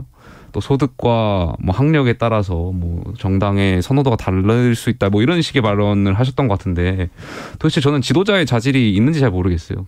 저희 지금 여당 상황이 좀 바빠가지고 저희가 야당에 대해서 이제 잘 신경 못 썼는데 글쎄요, 전 이재명 의원이 과연 당대표로서의 자격이 있나? 없다고 봅니다, 저는. 그러니까 물론 이제 어떤 사람이나 약점과 강점이 있기 마련인데 저는 갈라치기 발언의 핵심 내용은 당의 정체성을 어떻게 세울 거냐에 대한 부분이었다고 생각해요. 그리고 상대적으로 민주당이 중산층과 서민의 정당을 표방해왔고 그것이 자부심이기도 했습니다. 그래서 그런 것들을 스스로 반성하듯이 말했으면 저는 나쁜 말이 아니었다고 생각하는데 그 중산층과 서민의 정당이 되지 못한 것이 언론 탓이다 이렇게 해버리니까 저는 거기에서 좀 핀트가 나간 것 같아요. 그래서 말씀하신 대로 좀 비판받을 지점이 있다고 이재명 생각합니다. 의원이 그런 생각하신다는 것 자체가 굉장히 경악스럽고요. 이게 잘못 말씀하신 거면 사과하셔야 되고 본인의 생각이 정말 그렇다면 정치 그만하셔야 되는 거 아닌가 생각됩니다. 저는. 네. 갑자기 또 정치를 그만두고 아니 그렇잖아요. 그 국민을 다 계층을 나눠서 학력을 나눠가지고 지지정당을 그렇게 구별한다는 것 자체가 이거는. 근데 이제 글쎄요. 그런 걸로 치면 윤석열 대통령이 이견을 내는 사람을 두고 내부 총질이나 하는. 알겠습니다. 요즘 정치 여기까지 들을까요? 김용태, 권지웅, 김용태 감사합니다. 네, 감사합니다. 고맙습니다. 권혁호님께서 BTS는 가만히 있는데 왜 정치인들끼리 그런지 모르겠어요. 그럽니다.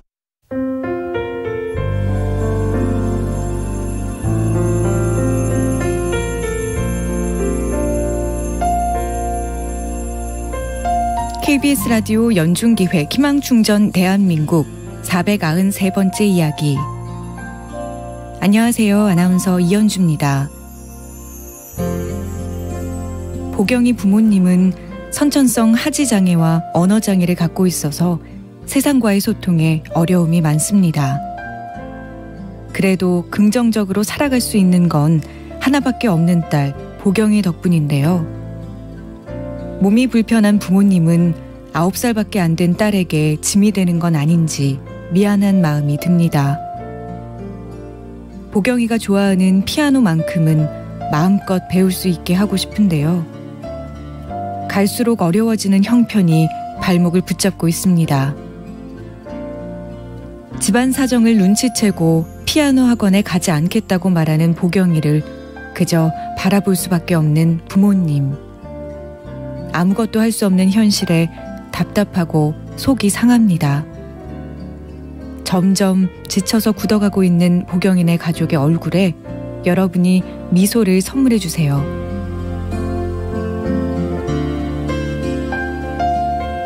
여러분의 따뜻한 손길이 희망의 빛이 됩니다.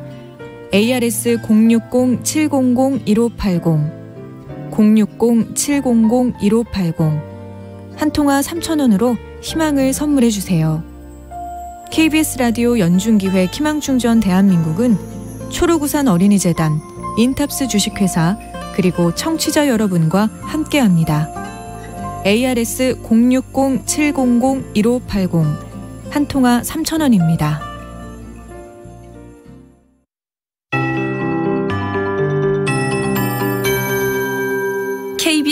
58분 날씨. 대기질이 아주 청정해질 만큼 곳곳에 추적추적 비가 오고 있습니다. 오늘 밤까지 비가 오는 곳은 충청권 남부나 전북 경북 일부고요. 내일 오전까지 비 오는 곳 수도권과 강원, 충청과 경북 전북 일부, 내일 늦은 오후까지 이어지는 곳은 전남권, 경남권, 제주 쪽입니다. 비 내리는 지역은 돌풍, 천둥, 번개를 동반하겠지만 비 오는 동안에는 잠깐씩 기온이 떨어지기도 하겠고요. 습도는 계속해서 높아질 것으로 예상됩니다. 특히 오늘 밤부터 내일 아침까지 수도권과 강원 영서는 시간당 30mm 이상의 강한 비 예보가 있어서 예상 강우량 수도권, 강원 영서, 충청 북부와 전남, 경남, 제주 산지 20에서 최고 80mm 이상이고요. 그 밖에 전국은 5에서 30mm 정도 예상됩니다. 특히 내일 비가 오전 중에 그치는 수도권을 포함한 일부 지역은 내일 낮부터 저녁 사이 다시 소나기 예보가 들어있어서 특히 이번 토요일까지 소나기와 비 예보가 자주 들어있는 곳이 많습니다. 각별히 우산은 꼭 가방 속에 넣어 다니시는 게 좋겠습니다.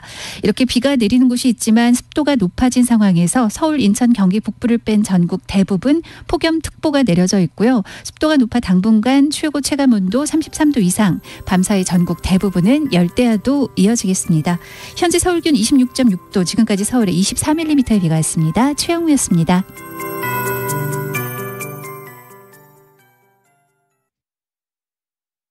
정성을 다하는 국민의 방송 KBS가 6시를 알려드립니다. AM 711kHz, FM 97.3MHz, KBS 1라디오입니다. HLKA.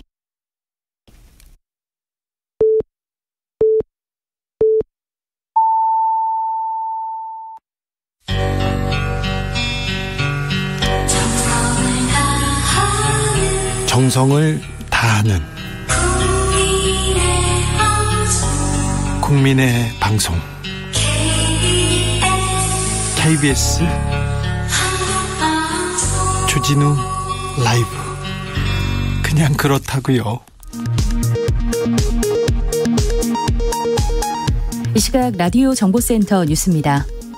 방역당국은 코로나19 환자의 치명률이 지난해 델타 변이 유행 당시 수준을 넘어설 경우 부분적 거리두기 규제를 시행할 수 있다고 밝혔습니다.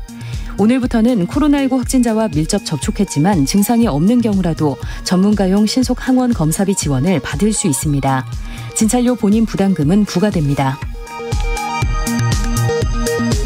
지난달 소비자 물가 상승률이 6.3% 올라 전달에 이어 또다시 1998년 외환위기 이후 가장 큰 폭으로 올랐습니다.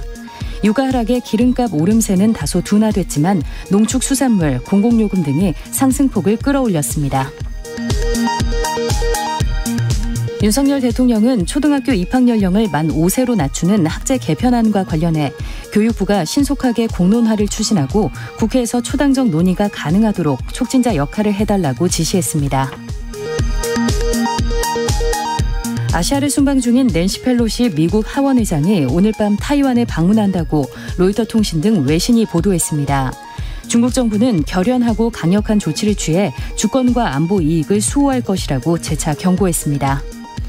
지금까지 라디오 정보센터 조진주였습니다.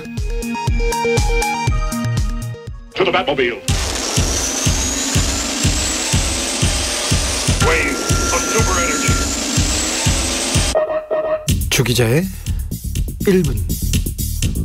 제가 권력형 비리 전문 기자라는 건 아시죠? 네. 기사 써가지고 막 국정감사 막 열리고 국정조사하고 막 증인으로 나오라고 하고. 네. 그때 안 나갔었는데 그때 증인 동기가 뭐 문재인 대통령, 전 대통령 그런 사람이기도 했습니다. 네. 그래서 주로 대통령 친인척, 측근 실세들이 제 좀 취재의 텃밭입니다. 그리고 대통령의 관심사 거기에 가 있습니다. 저는 이명박 정부 때는요, 의료인들이 여기에 떠오릅니다. 이명박 정부 말기 때 얘기입니다. 이명박 전 대통령하고 김윤옥 여사 피부가 탱탱해졌다, 이런 말이 있었습니다. 그런데요, 청담동 피부과 김 원장이 대통령 영부인 피부 케어 내가 해준다, 내가 청와대 들어가서 해준다, 이런 얘기를 여기저기 하고 다녔어요. 그래서 제가 듣고 이제 가서 물었죠. 그런데 대통령 마케팅 부인하지 않더라고요. 이 병원에 정관계 인사들이 몰려들었습니다. 나경원 전 의원도 그리고 오세훈 시장도 거기 단골이었어요. 그때 오세훈 시장은 바깥에 계셨고 나경원 전 의원은 서울시장 후보로 나왔어요. 그래가지고 거기에서 또 조금 곤란함을 겪었는데 일반인들에게는 여기에서는 터무니없는 가격을 받더라고요. 취업 준비생은 1억 견적서를 내밀더라고요. 자, 그래서 1억 피부과 김 원장 어떻게 됐냐고요? 구속됐습니다. 세무조사를 무마해주겠다면서 오리온 그룹으로부터 2천만 원이 넘는 로마네 꽁티 와인 받았고요. 2억 원 가량의 현금도 받았습니다. 당시 오리온 그룹에는요, 이명박 정부에서 법무부 장관을 지낸 이규남 씨가 고문으로 가 있었어요. 그런데도 불구하고 재벌가에서 피부과 원장을 로비스트로 썼습니다. 왜 그랬을까요? 권력은 대통령과 거리에서 나온다, 이런 말도 있습니다. 가깝다고 생각해서 그랬던 거죠. 박근혜 정부 시절 김영재 원장 기억하십니까? 차광렬 차병원 회장 기억나십니까? 이임순 순천향대 교수 기억납니다. 김상만 정기양 교수도요. 자, 윤석열 정부에서는 무속인이라지요. 건진법사라는 사람이 윤석열 후보의 어깨를 툭툭 치는 장면 텔레비전에 나왔습니다. 그날 이후로 건진법사는 삼장법사보다도 더 유명해졌습니다. 법사를 만나겠다는 사람, 법사를 잡아야 된다는 사람이 줄을 섰다지요. 건진법사가 이권에 개입했다는 의혹이 일고 있습니다. 건진법사가 김건희 여사와의 관계를 가시하면서 고위공직자에게 기업의 세무조사 무마를 청탁했다는 의혹입니다. 대통령실에서 이 공직자에 대한 진상조사 들어갔다고 세계일보가 보도했더군요. 손바닥에 왕자, 너무나 또렷했습니다. 기억납니다. 사고는 그래서 무속 관련해서 터질 가능성이 높다, 이런 얘기 있습니다. 윤석열 대통령을 만들었다고 주장하는 무당 무속인이 수백 명이 넘습니다. 그리고요, 직접 관계됐다는 천공스승이 있고요, 무정스님 있고요, 악어상 백재권 씨도 있습니다. 대통령과 관계 있다는 사람들이 너무 많은데요. 이 사람들한테 사람이 몰립니다. 너무 쏠립니다. 법사들이 도수를 부리기 전에 검사 출신들이 기강을 바로 잡아야 되는데, 검사들이 법사들을 제어해야 되는데 걱정입니다. 주 기자의 1분이었습니다.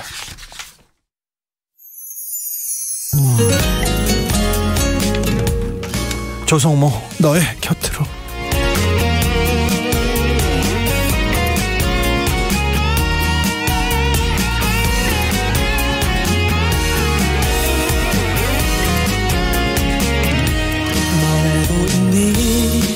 난 말야, 너의 하얀 웃음이 자꾸만 기억나. 바보처럼 웃게 돼. 나보다 먼저 내 눈이 네가 그리워 널 찾아가는지 늘 너를 보게 돼. 나는 익숙하지 않아서 누구도 사랑한 적 없어서 자꾸 커져가는 너를 지워보지만 너를 사랑해도 되겠니? 우리 시작해도 되겠니? 나의 상처 많은 가슴이 너를 울게 할지도 몰라. 사랑말로 할 줄 몰라서 너를 알아줄.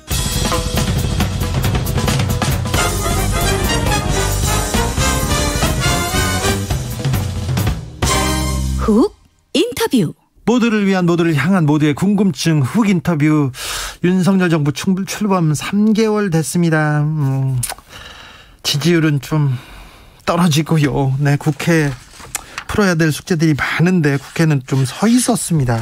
국민의힘에서는 계속해서 좀 권력투쟁 같은 얘기가 계속 나오는데, 이 사안, 이 정치 초선입니다. 현역 구청장을 2번이나 지냈는데 이분은 어떻게 보고 있는지 짚어보겠습니다. 국민의힘 조은희 의원, 안녕하세요.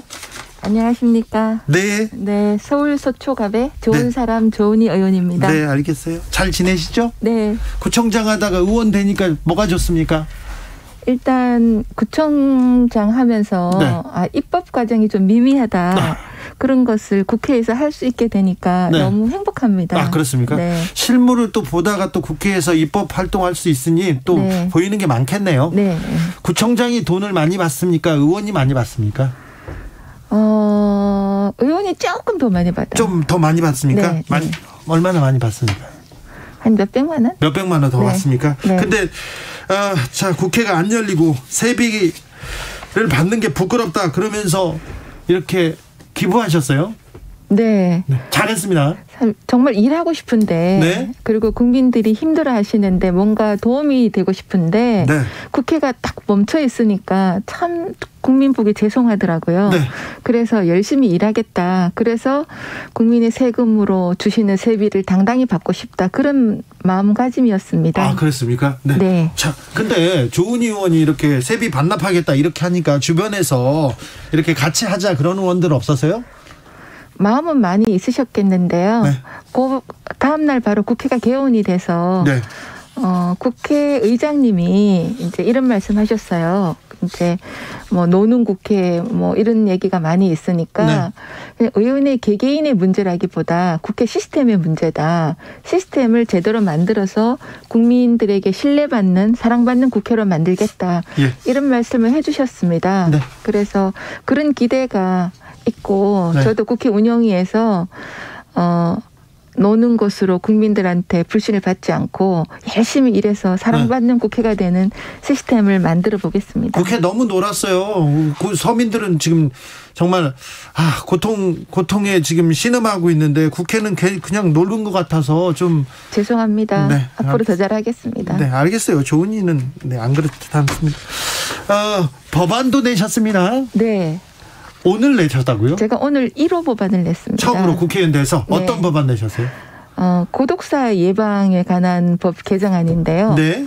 작년에 고독사 예방에 관한 법이 제정이 됐습니다. 네. 그래서 올해부터 시행이 됐는데 그것은 굉장히 의미 있습니다. 네. 그렇지만 홀로 외롭게 돌아가시는 분의 장례 절차 이렇게 사후에 하는 것보다 네. 사전에 예방하는 것이 더 좋지 않을까. 예. 그래서 예를 들면 전기 요금이 체납됐다, 가스 예. 요금이 체납됐다 이런 통계만 가질 수가 있으면 네. 미리 예방할 수 있죠. 찾아가서 네. 혼자가 아니라는 것을 해서 불행을 예방할 수가 있죠. 네네. 그런 보완하는 구청장 개정안입니다. 시절에 이렇게 좀 쌓아놨던 적어놨던 거 이거 이번 법으로 만드셨군요. 그렇죠. 그런데 네. 방배동에 7개월 동안 방치되고 발달장애 아들은 네. 거리를 전전하는 그런 사건을 제가 겪고 무거운 책임감을 느꼈습니다. 그래서 이 법안이 나왔습니다. 네. 잘 이렇게 시행될 때까지 좀 지켜보시죠. 네. 네. 잘 돼야 될 텐데요. 상임위는 어디 맡으셨어요? 상임위는 행안위, 예. 여가위, 운영위, 그리고 또 특위로 국회 민생특위, 네. 당의 물가 및 민생안정특위 이렇게 맡고 있습니다. 아이고 또 의혹이 초선에 의혹이 있어가지고 많이 맡으셨네요. 김미숙님께서 조은희 의원 같은 양심 있는 의원들 더 많이 나오셨으면 좋겠습니다. 이렇게 응원하고 있어요. 자, 의원님 네. 행안이니까 이거 물어봐야 되겠는데, 자, 경찰국 이거 어떻게 보십니까? 치안본부가 31년 만에 부활하는 거 아니냐 이런 논란이 있습니다. 그래서 저는 거기에 대해서 좀 드리고 싶은 말씀이 네. 치안본부라는 것이 탁 친이 억하고 죽었다. 그렇죠. 박종철 열사 고문치사 그렇죠. 사건이잖아요. 고문 경찰들. 그러니까 31년 만에 이게 과거에 정말 악명 높은 불행한 그것을 지금 소환한단 말이죠. 네. 그것은 저는 경찰국 신설의 본질을 왜곡하는 야당의 프레임이다. 이렇게 경찰국 신설 왜 필요합니까? 네. 지금 그동안은 청와대 민정수석실에서 네. 밀실 인사를 하고 네. 또 은밀한 지시를 할 수 있어요. 수사 지시. 예를 들면 대통령의 40년 친구를 울산시장으로 만들기 위해서 그 당시 울산경찰청장이었던 황운하 전 청장님께서 또 불법 선거운동 뭐 이런 거 의혹이 있잖아요. 그래서 제2의 황운하가 나오면 안 되겠다는 여론도 있고 또 지금 윤석열 정부에서는 경찰 인사를 투명하게 그리고 민정수석실을 없애고 제대로 된 경찰을 만들겠다. 그런데 한번 보십시오. 검수완박이 무슨 뜻이죠? 검찰의 수사권을 완전히 박탈한다. 네. 이 박탈한 수사권이 경찰에 갑니다. 그리고 국정원이 맡고 있던 대공수사 업무가 2년 후에는 경찰로 갑니다. 그러면 14만 민생 경찰은 다 폭염에 고생하고 계시지만 일부 정치 경찰 또 부패 경찰이 있을 수 있죠. 그러면 수사를 하고 싶으면 하고 안 하고 싶으면 안 하고 검찰에 송치하고 싶으면 하고 안 하면 안 하고 이런 공룡 경찰의 이 막대한 권한과 권력을 누가 견제하고 네. 밸런스를 맞출 건가. 자, 수사권 조정에 의해서 경찰의 힘이 세졌다. 그래서 비대한 경찰의 권한을 좀 제한할 필요가 있다. 통제받지 않는 권력은 다 썩는다. 이렇게 얘기하면서 자, 그러면 경찰도 개혁의 길에 가자. 그러면은 경찰들도 반대만 할 수는 없어요. 국민들의 지지도 얻을 거고요. 그런데 경찰들도 반대하고 국민들도 반대합니다. 왜 이렇게 서두르냐. 그리고 또 좀 토론해가지고 이렇게 정치적으로 조금 좀 부드럽게 만들 수도 있지 않았겠냐 이런 얘기는 계속 나오잖아요. 그렇습니다. 그 부분에 대해서는 저희들이 미흡한 점이 있었다 이런 말씀을 드리고요. 예. 그런데 민주당의 검수완박법 밀어붙이기를 하면서 입법 미비가 있었어요. 그러면 경찰의 권한은 어떻게 할 건가? 네. 자치경찰 문제는 어떻게 할 건가? 이런 것에 대해서 생각을 안 했거든요. 네.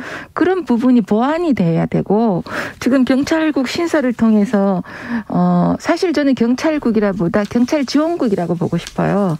그래서 그런 문제가 상당히 해소될 수 있도록 국민과 국회와 경찰이 네. 다 같이 힘을 모으는 게 지금 현재로서 훨씬 더 좋은 방향이다 이렇게 생각하고 있습니다. 일단 경찰들이 반대하고 있고요. 그다음에 또 국민들도 왜 경찰국이지 그렇게 그런 뭐라고 해야 되나 그런 생각들이 좀 있습니다. 그 부분은 좀 설득하셔야 될 것 같아요. 네. 그건, 네. 인식의 문제니까요. 네. 네. 아무튼 중립성, 독립성 이 논란을 해소할 보완책도 계속 국회에서 좀 만들어 주셔야 될 것 같습니다. 네. 근데 저는 국회에서 제가 행안이니까 네. 가장 하고 싶은 것이 자치경찰제를 제대로 정착시키는 겁니다. 네. 자치경찰제가 작년 하반기부터 시행이 됐는데 시도지사한테 네. 경찰위원회를 둬서 교통이나 치안을 업무를 담당하게 했지만 시도지사한테는 사무만 위임하고 권한을 위임을 하지 않은 상태예요. 예. 그러면 경찰위원회의 7명 중에 시장이 임명할 수 있는 건 1명밖에 없고요. 예. 그다음에 초급 간부들의 인사권이 사실상 시도지사한테 있는데 지금 실제로는 경찰청에서 하고 있거든요. 예. 그래서 시도지사는 문서로만 도장 찍는 거죠.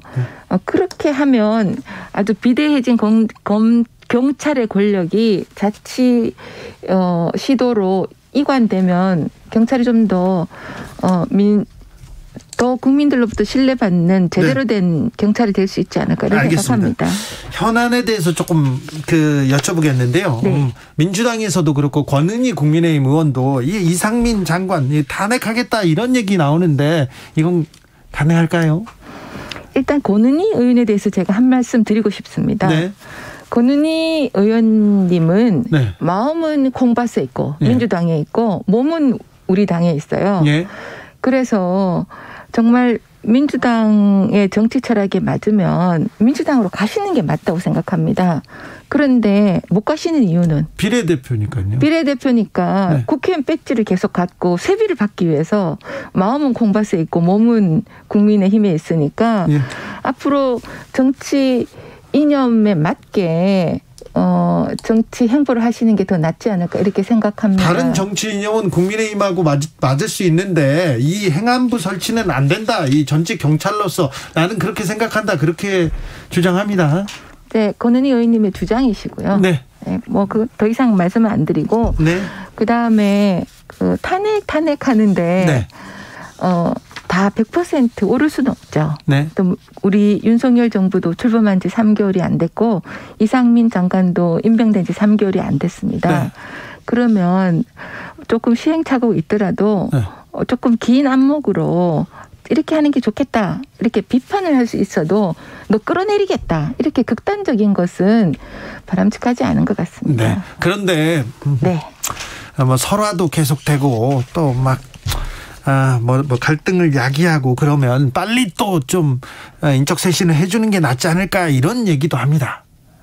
그렇게 생각하지 않고 지켜보시죠. 네, 알겠습니다.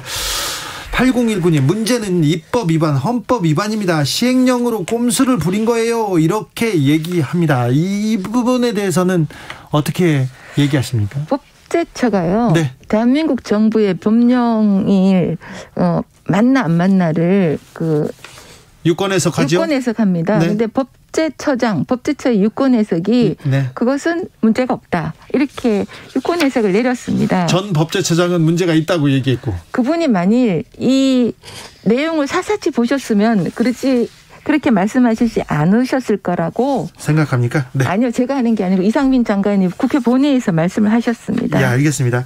자, 다른 내용도 물어볼게요. 8.15 특사 얘기 계속 나오는데 이 부분은 어떻게 보세요? 저는 8.15 사면이야말로 대통령의 고유 권한이라고 생각합니다. 그래서 대통령이면 어떻게 하실지 믿고 지켜보고 있는 상황이고요. 또 일부에서 들리는 얘기는 이번에는 국민화합과 경제회복을 위해서 대규모 사면이 있을 것 같다.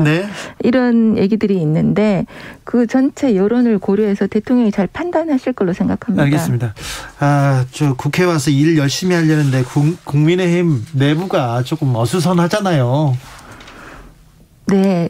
초창기에 제밥에 관심이 있는 모습을 보여드려서 굉장히 죄송하게 생각하고요.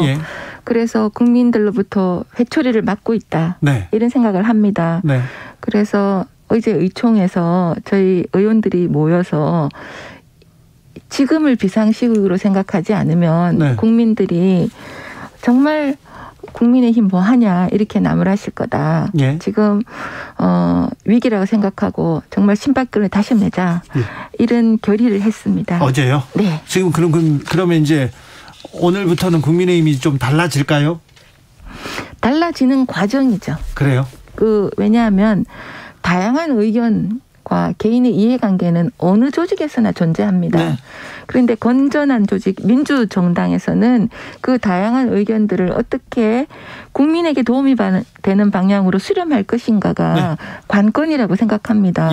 그런 점에서 지금 위기의식을 느끼고 있는 만큼 이런 문제들을 잘 해결해 나가야 된다. 그런 의무감과 책임감을 갖고 있습니다. 초선 의원들이 어제 회의에서 어떤 얘기 나왔습니까? 어떻게 하자고 했습니까? 비대위로 가서 빨리 정상화시키자 이렇게 얘기합니까? 어제 회의에서는 그렇게 많이 말씀을 안 드렸어요. 왜냐하면 지난 금요일 날 초선 의원들이 공동 텔레방에서 그 의견을 전부 다 모았거든요. 그래서 더 이상 얘기할 필요도 없는 상황이어서 의총에서는 한 분만 빼고 거의 다 같은 의견으로 비대위로 가야 된다는 총의를 모았습니다.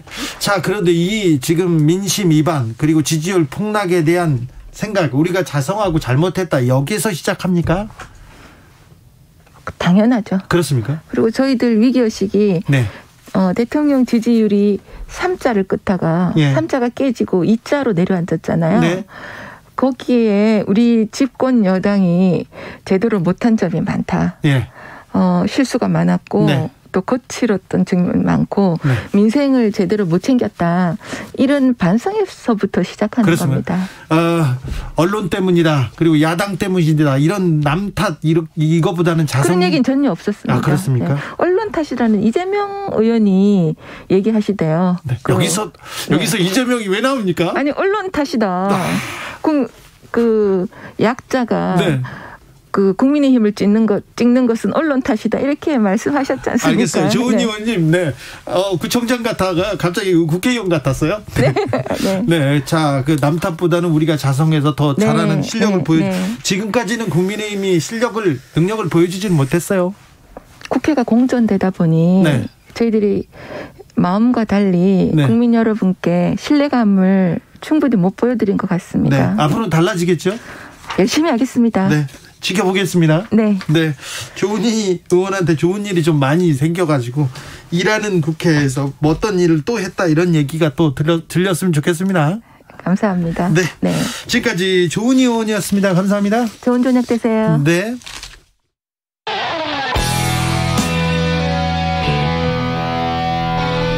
스치기만 해도 똑똑해진다.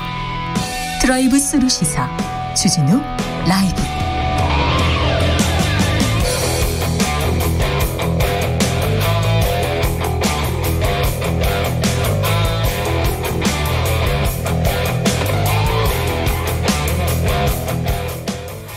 이번에는 민주당으로 가겠습니다. 더불어민주당은 전당대회 앞두고 있는데요. 당내 상황 좀 들어볼까요? 신현영 더불어민주당 의원 오셨습니다. 어서 오세요. 안녕하세요. 더불어민주당 비대위 대변인 신현영입니다. 네, 지금 민주당은 무슨 일로 바쁩니까? 지금 그 3명의 당대표 후보자 토론회가 네. 강원 지역부터 지금 생방으로 방영이 되고 있거든요. 예. 유튜브 델리민주로도 지금 보실 수 있는 만큼 네.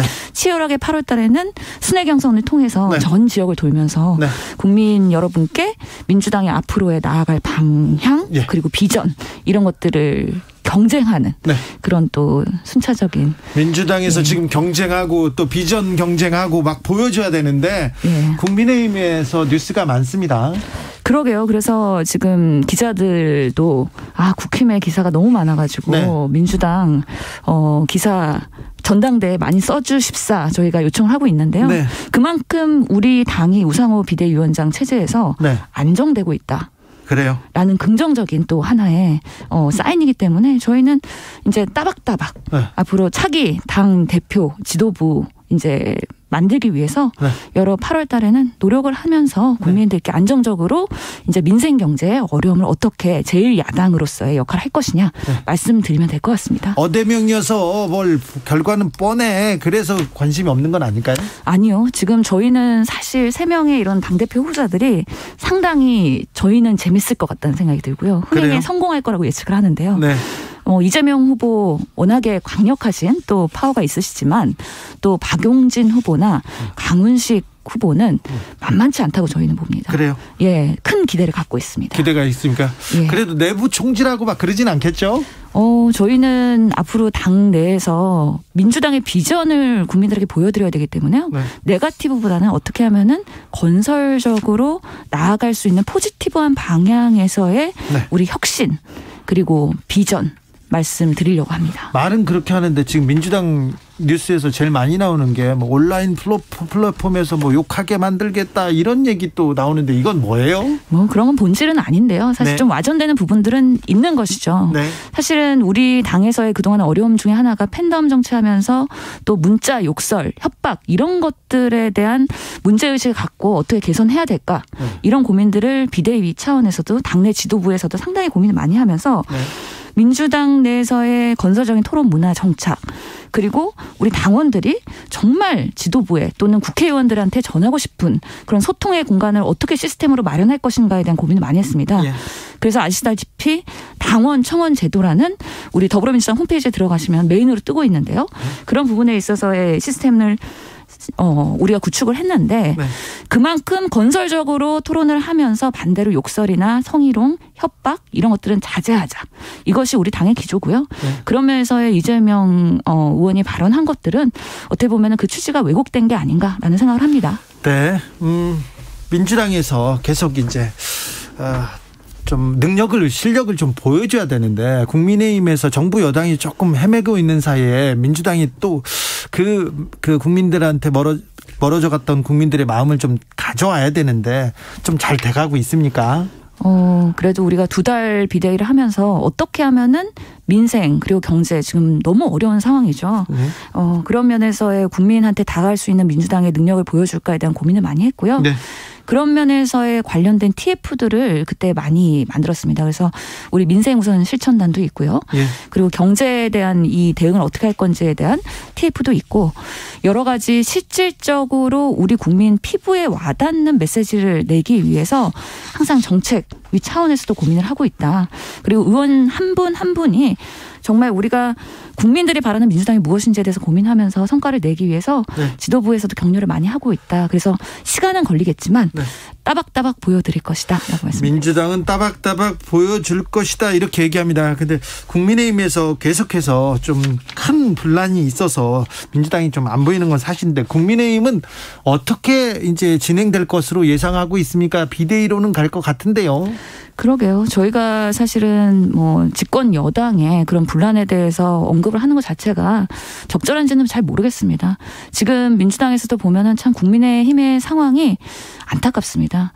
사실 지금 뭐 권력 다툼, 특히 정권을 쟁취한 이후에 오히려 안정적으로 국민을 위한 정치를 하는 게 아니라 본인들의 권력 다툼, 내부 분열 이런 것들 때문에 아수라장이 된 상황인 것이죠. 상당히 안타깝다라는 생각을 갖고 있고요. 네. 비대위 체제로 가는 것도 그 과정조차도 지금 여러 말들이 많지 않습니까?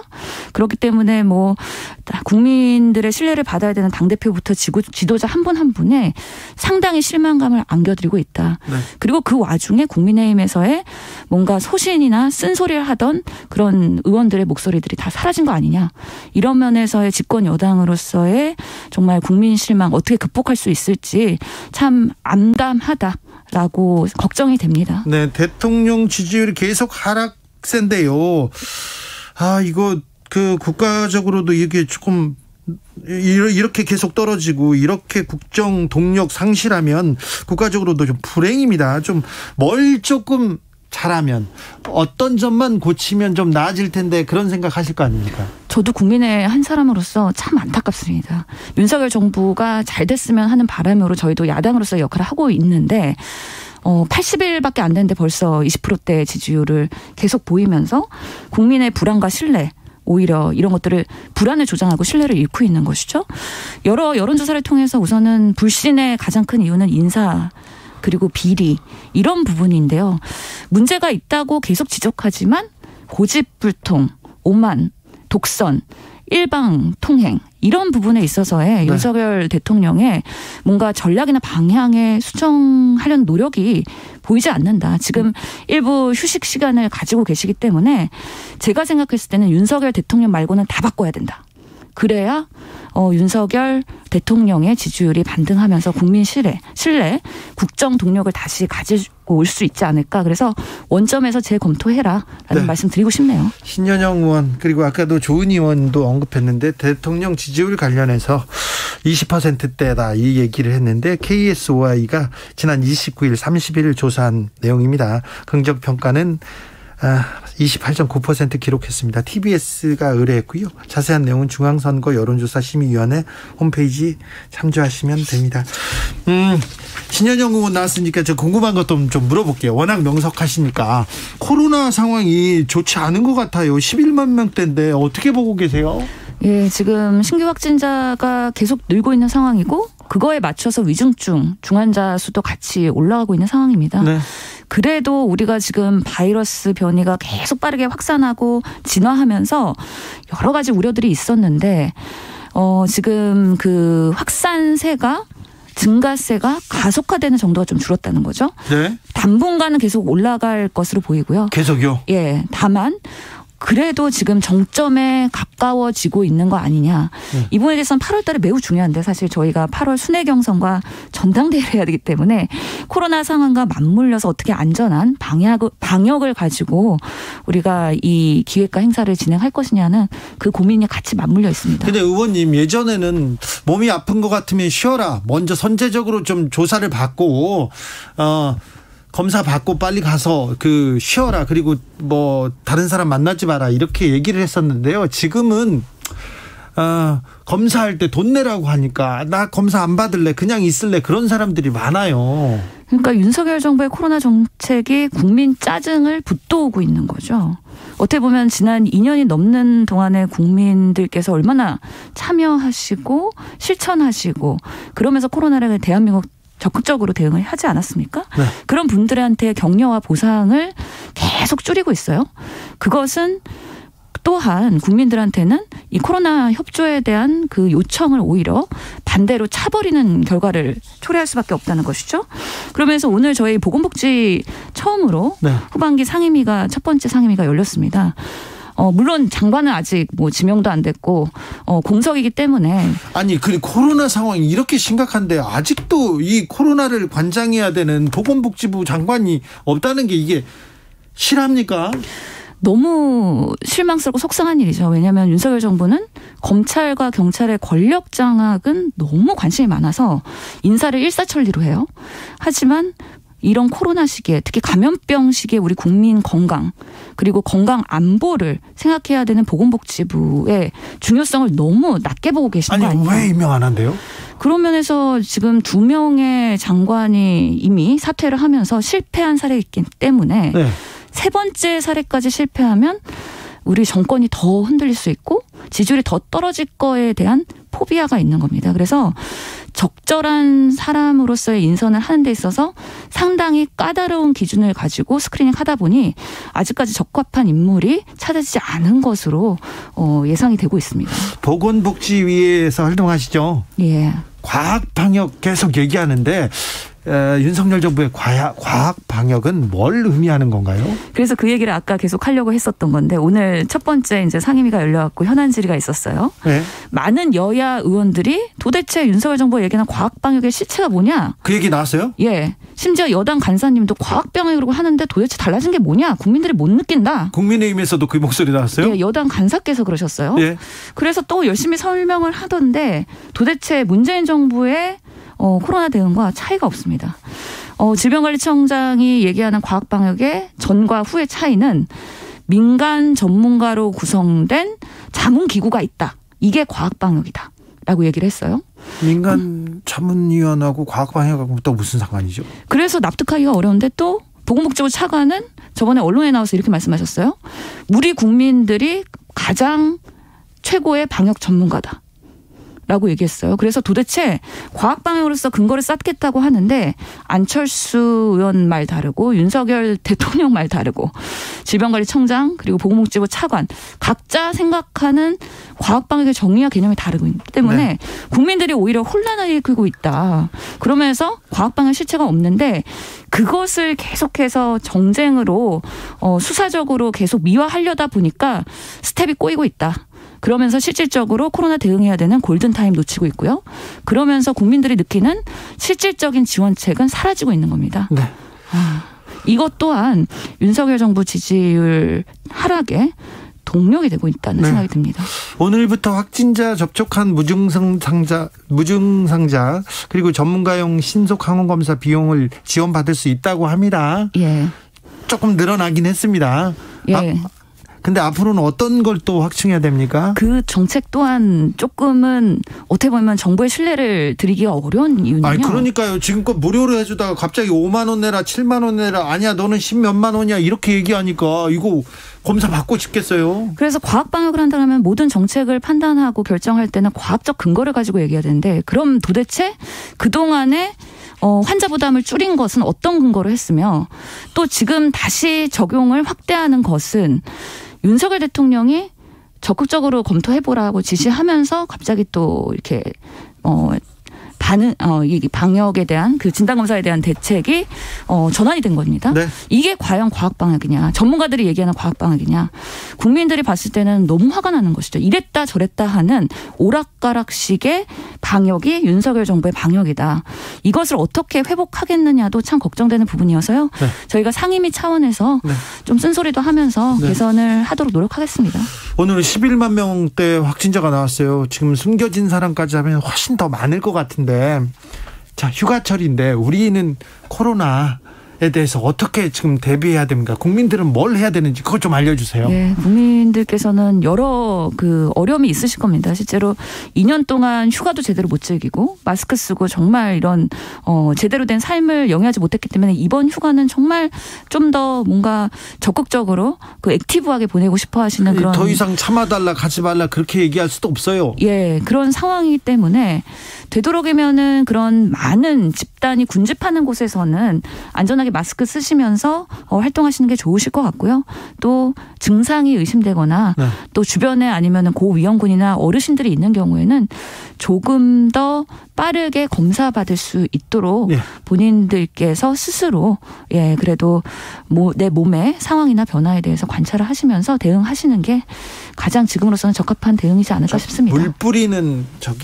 물 뿌리는 축제 그리고 물놀이 공원 그다음에 막 락 페스티벌 이렇게 모여 있는데 거기 괜찮습니까? 충분히 우려가 됩니다. 이게 상당히 군집되어 있고 또 그런 데들은 보통 이렇게 함성이나 네. 아니면 또 이렇게 비말을 통한 여러 가지 감염의 우려도 있기 때문에요. 왜 방역 당국에서 거기에 대한 얘기를 한마디도 안 하는지 질병관리청에 확인을 해봤는데 네. 지금 8월 달에 상당히 많은 그런 어떻게 보면 행사들이 기획이 되고 있더라고요. 네. 전국적으로요. 네. 이것을 통제하기 시작하면 걷잡을 수 없는 국민적 반발이나 아니면 부작용들을 예측하고 있는 것 같습니다. 그렇기 때문에 자율 책임 방역이라는 기치 하에서 국민들이 알아서 방역하고 알아서 책임져라라고 하는 메시지를 계속해서 내고 있는 상황이라고 저희는 봅니다. 그래요. 자율적으로 알아서 하라고요? 이런 부분에 대해서는 좀 지침을 줘야 되는 거 아닙니까? 안전한 대응에 대해서도 지침을 줘야 되고요. 가이드라인요. 네. 그리고 만약에 이런 노출이 되거나 의심이 됐을 때 진단 검사나 치료에 대해서는 적극적으로 지원을 하여서 네. 이 확진자들이 더 많은 확산을 네. 일으키지 못하도록 뭔가 국가에서 지원해 주는 시스템은 오히려 더 강화할 필요가 있다라고 생각을 합니다. 알겠습니다. 워낙 똑부러져가지고 제가 다른 질문을 하느라고 이렇게 코로나 질문이 많아졌어요. 오늘 감사했습니다. 잘 들었어요? 예, 감사합니다. 네, 지금까지 신현영 더불어민주당 의원이었습니다. 감사합니다. 교통정보센터 다녀오겠습니다. 김민희 씨. 휴가 다녀오는 차량들과 퇴근 차량들까지 몰리면서 도로 정체가 매우 심합니다. 영동고속도로 인천 쪽으로는 모두 52km 구간에서 정체인데요.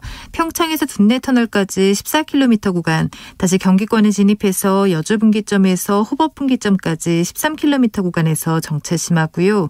더 가서도 덕평에서 양지터널 사이와 동수월에서 부곡 부근, 다시 둔대분기점에서 반월터널 사이와 또 월곡분기점에서 영동선 시점까지 더딘 흐름 이어지고 있습니다. 서울 양양고속도로에서는 서울 방면으로 홍천 휴게소에서 춘천 분기점까지 15km 구간에서 긴 정체 이어지고 있고요. 이후로는 서종 일대와 또 남양주요금소에서 강일 사이로 정체입니다. 이후 서울 시내 진입해서는 올림픽대로 공항 쪽으로 청담대교 부근 4차로에서도 사고가 났고요. 이후로 동호대교 부근 2차로에서도 사고가 나면서 청담대교부터 이후 가양대교까지 긴 정체 이어지고 있습니다. KBS 교통정보센터였습니다. 정치 피로, 사건 사고로 인한 피로, 고달픈 일상에서 오는 피로. 오늘 시사하셨습니까? 경험해보세요. 들은 날과 안 들은 날의 차이. 여러분의 피로를 날려줄 저녁 한 끼 시사. 추진우 라이브.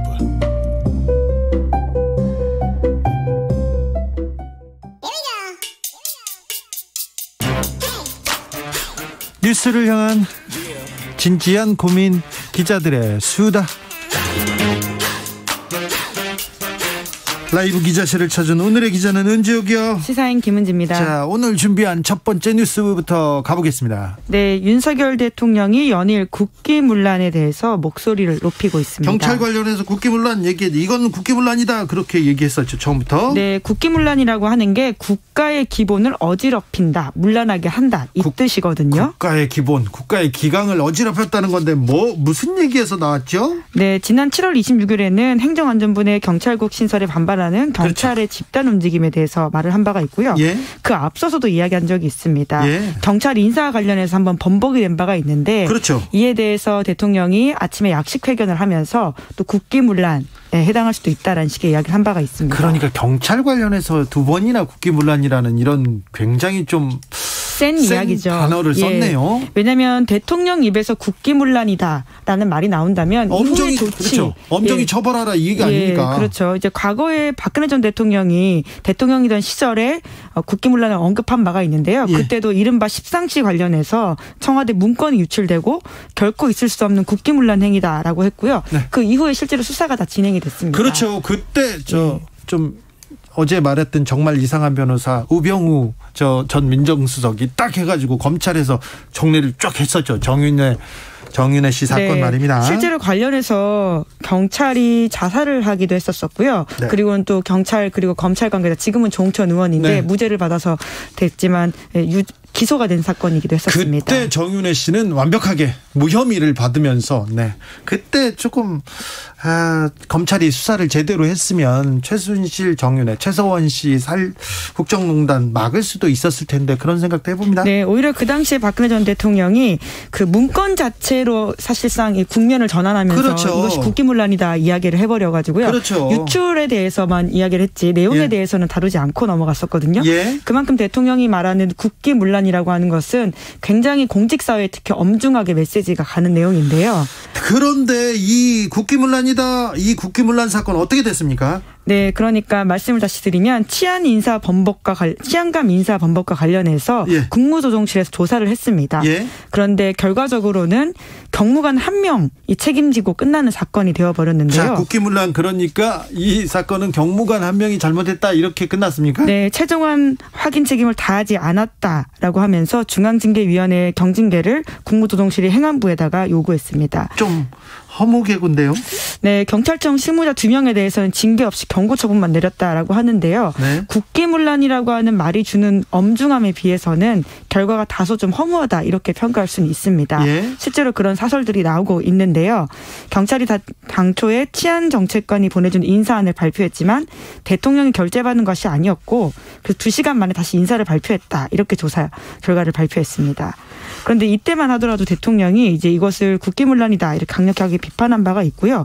행안부 장관인 이상민 장관도 경찰이 희한하게 대통령 결재가 나기 전 기한 단계 인사안을 공지해서 이 사달이 벌어졌다. 이거 이렇게 말이 안 되게. 있습니다. 그럼 경찰이 지금 대통령 뜻에 반하게 그냥 자기 멋대로 해버렸다는 건데. 그런 취지 이야기로 들리죠. 경찰이 자기네들이 어떻게 합니까? 위에서 시켜서 하지요. 누군가는. 네, 그때도 그런 논란이 있었는데요.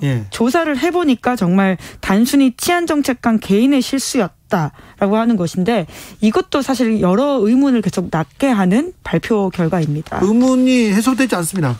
네, 그렇죠. 이제 왜냐하면 이러한 일이 벌어진 원인에 대해서 국무조정실, 행안부, 경찰청 모두 설명을 내놓지 않았다 이런 지적이 나오고 있고요. 인사안을 정정하는데 그럼 2시간이나 걸린 이유는 뭔지. 인사 발표 당일에 열린 경찰 지휘부 회의에서 경찰국 신설 반대 의견이 나온 바가 있거든요. 이것이 인사범벅에 영향을 미친 건 아닌지 이런 여러 가지 질문들이 꼬리에 꼬리를 무는데 그냥 실무관 한 명의 잘못이다 이렇게 지금 결론이 나와버린 상태여서 여러모로 좀 의혹이 남아있는 상황입니다. 아니, 대통령이 국기문란이다 이렇게까지 크게 외쳤는데 경찰 한 명이 잘못했다 이건 좀 허무한 결말인데. 네, 3명이 잘못을 했고 징계는 한 명에게 묻겠다라는 겁니다. 의혹이 해소되지는 않습니다. 네, 다음 뉴스로 가볼까요? 네, 윤석열 대통령이 휴가에 들어갔습니다. 휴가 갔죠. 서울 자택에서 쉰다고요? 네, 어제부터 시작되었고요. 닷새 동안 있습니다. 서울 자택에서 머물면서 휴식을 취하기로 했다라고 하는 것인데 대통령실 관계자는 기자들에게 이렇게 이야기했습니다. 이번에 지방이동 등 여러 차례 검토를 했는데 어떤 행사나 일과 비슷한 일은 안 하기로 했다라고 하면서 지금도 댁에서 푹 쉬고 많이 주무시고 산책도 하고 영화도 보고 아주 오랜만에 푹 쉬고 있는 상태다 이렇게 설명했습니다. 저 대통령 홍보수석이 한 얘기인데 다 좋아요. 좋은데 쉬셔야죠. 휴가도 가셔야죠. 그런데 지금 물가 금리 막 이런 얘기 나오고 있는데 뭐 지금 댁에서 푹 쉬고 많이 주무시고 산책도 하고 영화도 보고 아주 오랜만에 푹 쉬고 있는 상태다. 이게 이 얘기를 듣는 국민들은 어떻게 받아들일까? 이런 생각은 안 하실까? 왜 홍보를 한다는 분이 왜 이렇게 생각하실까? 혹시 안티는 아닐까? 막 이런 생각까지 하는 사람들이 있어요. 네, 보좌직원의 메시지가 뭐 조금 더 정제되었으면 좋겠다라는 비판들이 있긴 한데요. 무엇보다도 지금 대통령 휴가 이후의 일정에 대해서 많은 사람들이 궁금해합니다. 걱정하죠. 그리고 어떤 메시지를 낼지 그리고 이 국정을 국정 난맥상이라고 할 수도 있습니다. 이 어려움을 어떻게 타개할지 이런 고민을 하실 거 아닙니까? 네, 그런데 그런 얘기는 또 안 하고요. 네, 정부 여당 안에서도 실제로 지금 쇄신 이야기가 나오고 있기 때문에 네. 그에 대한 질문들이 많았습니다. 알겠어요. 대통령이 전국 구상하고 나서 이후에 어떤 변화가 있느냐에 대해서는요. 네. 대통령실에서는 대통령이 결정할 일이다라는 식의 이야기를 계속하고 있습니다. 아무튼 휴가는 가야죠. 네. 아무튼 자택에서 조용한 휴가로 가닥을 잡았다는 거죠. 네, 이제 역대 대통령들 휴가를 보더라도 휴가 이후에 인적 쇄신이 있었던 경우들이 꽤 있거든요. 그렇죠. 박근혜 전 대통령 휴가 떠오릅니다. 네, 그러니까 저도의 추억이라는 사진 아마 기억하실 그렇죠. 텐데요. 백사장에서 혼자 뭐 이렇게 쓰고 뒤에서 그 기억나죠. 네, 특히나 이제 박정희 대통령 시절에 가족들과 휴가를 갔던 곳이다 보니까 네. 그 추억을 회상하는 장면을 국민들한테 공개해서 여러모로 눈길을 끌었었는데요. 네. 그 당시에 박근혜 전 대통령이 여름 휴가 마치고 업무 복귀해서 처음 내놓은 아니요. 네. 하반기 전국 구상으로서 허태열 비서실장을 비롯한 수석 4명 교체였습니다. 허태열 비서실장 바로 달리고 그때 온 사람이 김기춘 전 비서실장 아닙니까? 네, 그렇죠. 이제 우리한테는 굉장히 이름이 익숙하고 이제 네. 국정농단과 관련해서 구속까지 된 바가 있는 고위직 인사인데요. 네. 예, 그 당시에 이제 인적 쇄신을 이렇게 했다라는 지점에서도 좀 눈길을 끄는 점이 있습니다. 네. 올드보이의 귀환 아니냐, 어떻게 또 공안통 어떻게 되나, 그 많은 그 의문점 던지기도 했었어요. 그 당시에는요. 네, 그리고 이제 역대 대통령들 휴가를 좀 살펴보면요. 예, 김영삼 전 대통령 같은 경우에는 조깅을 좋아했던 터라서 네. 많이 뛰었다라고 하고요. 김대중 전 대통령은 독서, 산책, 서예 이런 것들 즐겼다라고 하고 네. 이명박 전 대통령은 원래 테니스 좋아하기로 유명하지 않습니까? 네. 그래서 라켓을 휴가에도 놓지 않았다라고 합니다. 테니스 쳤죠. 그때 같이 테니스 누가 쳤냐, 이게 또 초미의 관심사였습니다. 네, 노무현 문재인 전 대통령은 관전한 휴가지에서 독서했다라고 알려져 있는데요. 네. 또 독서 목록을 종종 공개하기도 해서 그 책들이 베스트셀러에 이름을 올리기도 한 바가 있습니다. 네, 그렇습니다. 자, 윤 대통령 휴가를 마치고 돌아오면 8.15 특사 또 있을 거고요. 또 주요 현안들 또 줄줄이 있습니다. 네, 8월 15일은 역대 대통령들한테 모두 중요한 일정입니다. 왜냐하면 네. 그날 경축사가 그렇죠. 한일 관계 메시지도 있고 앞으로 네. 국정을 어떻게 할지에 대한 여러 그 방향을 보여준다는 지점에서 네. 굉장히 힘줘서 하는 연설이거든요. 그래, 뭐 1년 중에 가장 중요한 연설문을 8.15 때 담는다, 이렇게 생각하시면 됩니다. 네. 3.1절이 있으나 8.15 이때 어떤 얘기를 하는지, 외교 그리고 남북 문제 굉장히 중요합니다. 네, 특히 이제 이명박 전 대통령 같은 경우에는 그 쇠고기 국면을 넘어서서 이제 네. 중도 실용이라는 이야기를 그때 이제 들었던 바도 있고요. 녹색 성장 이런 이야기도 좀 기억이 나는데요. 네. 윤석열 대통령은 특히나 이제 취임 100일이 8월 15일 근처인 8월 17일입니다. 네. 그러다 보니까 전국 구상을 끝내고 이번 휴가 이후에 어떻게 이야기를 할지가 굉장히 좀 중요하다라고 할 수 있는데요. 그렇죠. 민심 추스르고 지금 앞으로 나가야 됩니다. 지금 굉장히 뭐라고 해야 되나요? 지금 반전을 하지 않으면 계속해서 밀릴 수밖에 없는 상황이기 때문에 8.15 때 어떤 얘기를 할지, 어떤 쇄신책을 내놓을지 궁금합니다. 네, 그래서 이번 휴가가 더욱더 좀 주목을 받고 있는데 네. 특히나 윤석열 대통령은 20%로 지금 국정 지지율대가 나오고 있는 상황인데요. 네. 부정평가의 주요 원인으로 인사가 꼽히고 있다 보니까 인사와 관련해서 어떤 것들 내놓느냐, 이런 것이 좀 주목되고 있습니다. 개헌은 앞서 언급했습니다. 저희는 꼼꼼하게 잘 말씀드립니다. 자, 다음 뉴스 만나볼까요? 네, 아우토반이 논란이라고 합니다. 독일 고속도로 아우토반이 왜 문제죠? 네, 지금 워낙 에너지 위기 그리고 기후 위기 때문에 아우토반에서 이렇게 마구 달려도 되는 거냐라는 문제 제기가 독일 시민사회에서 나오고 있다라고 하는데요. 아니요, 독일 사람들한테 아우토반은 자존심이에요. 굉장히 상징적인 곳이죠. 네, 그리고 좋은 차를 가지고 와서 차를 달리지 않습니까? 그럼 다 비껴줘요. 왜 그러냐면 저 사람들은 달릴 자격이 있어, 이렇게 하고 비껴두더라고요. 굉장히 놀라운 장면이었어요. 네, 이제 그러다 보니까 이에 대해서 반대하는 사람들도 있고, 그럼에도 불구하고 독일의 자존심과 상징이기 때문에 폐기할 수 없다라는 이야기가 나오고 있다라고 하는데요. 네. 바뀐 분위기가 일부 좀 반영된 것으로 보입니다. 어떻게요? 특히나 이제 그러니까 러시아가 우크라이나를 침공하면서 에너지 위기가 굉장히 심각하지 않습니까? 네. 그런데 이제 차를 아주 빠른 속도로 제한 없이 달리다 보면 기름 많이 쓴다 이거죠. 예, 그런 지점들이 있고요. 그래서 아우토반 아우토반에서 속도 제한하자고요? 네, 일정 부분 그런 목소리가 시민사회에서 나오고 있다고 합니다. 그래요? 또 탄소 배출량이 속도를 100km로 제한하게 될 경우에는 연 900만 톤 줄어든다라고 하거든요. 특히나 유럽에서는 기후위기에 대한 문제의식들이 굉장히 높기 때문에 녹색당을 중심으로 그런 이야기가 나오고 있기는 한데요. 네. 아까 말씀드렸던 것처럼 아직 정부 여당에서는 그렇게 준비가 되어 있지는 않은 상황으로 보이긴 합니다. 그러니까 아우토반에서 속도를 제한하는 그런 법안이 나오기도 했어요? 네, 제안들이 나왔다라고 할 수 있는데요. 네. 시민사회가 그렇게 이야기했고 녹색당에서도 이런 이슈를 좀 주도하고 있는데 의회에서는 과거에 부결된 바가 있습니다. 과거에도? 네, 그런데 또 이제 이야기가 계속 나오고 과거보다는 조금씩 목소리에 힘이 실리고 있다 이렇게 보시면 될 것 같습니다. 러시아발 에너지 위기 이것 때문에 그렇죠? 네, 아무래도 가장 현실적인 부분들은 그런데요. 지금 가격이 천정부지로 치솟고 있고 다행히 지난 7월 21일에는 가스관이 재가동되면서 한시름 놓긴 했는데요. 하지만 또 언제 닫힐지 모른다. 이것이 유럽의 불안감이거든요. 네. 다시 좀 재가동하고 나서도 러시아에서 공급량을 기존 40에서 20%로 줄인 바가 있습니다. 자, 근데 스위스나 오스트리아도 그렇고요. 또 다른 프랑스에서도 그렇고 아우토반으로 이렇게 차를 가져와서 거기서 달리는 걸 또 자랑이라고 생각하는데 굉장히 아쉬워하시는데요. 네, 아직 그렇게 결정된 건 아닙니다. 네, 이런 논쟁이 있다는 거죠. 저도 독일에 가서 운전할 때는 진짜 있는 힘껏 밟거든요. 근데 자, 그럼 어떻게 됩니까? 네, 그러니까 아우토반 길이가 13,000km라고 하는데 70% 구간에서 속도 제한이 없다라고 해요. 그러니까 모든 구간에서 속도 제한이 없는 건 아닌데 다만 속도 제한 두지 않아도 사람들이 보통 이제 160으로 달리고 그런 사람들이 2%밖에 안 된다. 폭주하는 사람 많지 않으니까 이렇게까지 제한할 필요 없다. 이런 반론이 있다고 합니다. 계속 밟을 수 있는 게 아니라 중간중간에 속도 떨어지는 구간이 있거든요. 거기에서 70, 80에서 조금이라도 넘잖아요. 그러면 범칙금이 너무 비싸가지고요. 눈물 나옵니다. 네, 독일이 특히 자동차 산업 강국이다 보니까요. 이런 이야기들이 있는데 물론 과거에 비해서 바뀐 분위기를 전해준다는 점에서 재밌어서 이런 뉴스 준비해왔습니다. 러시아발 에너지 위기로 독일 아우토반도 좀 위기에 처해 있네요. 기자들의 수다 시사인 김은지 기자 함께했습니다. 감사합니다. 네, 감사합니다. 주진우 라이브는 여기서 마칠까요? 쿨의 원 서머 드라이브 들으면서 저는 여기서 물러가겠습니다. 오늘 돌발 퀴즈의 정답은 대만이었습니다. 대만.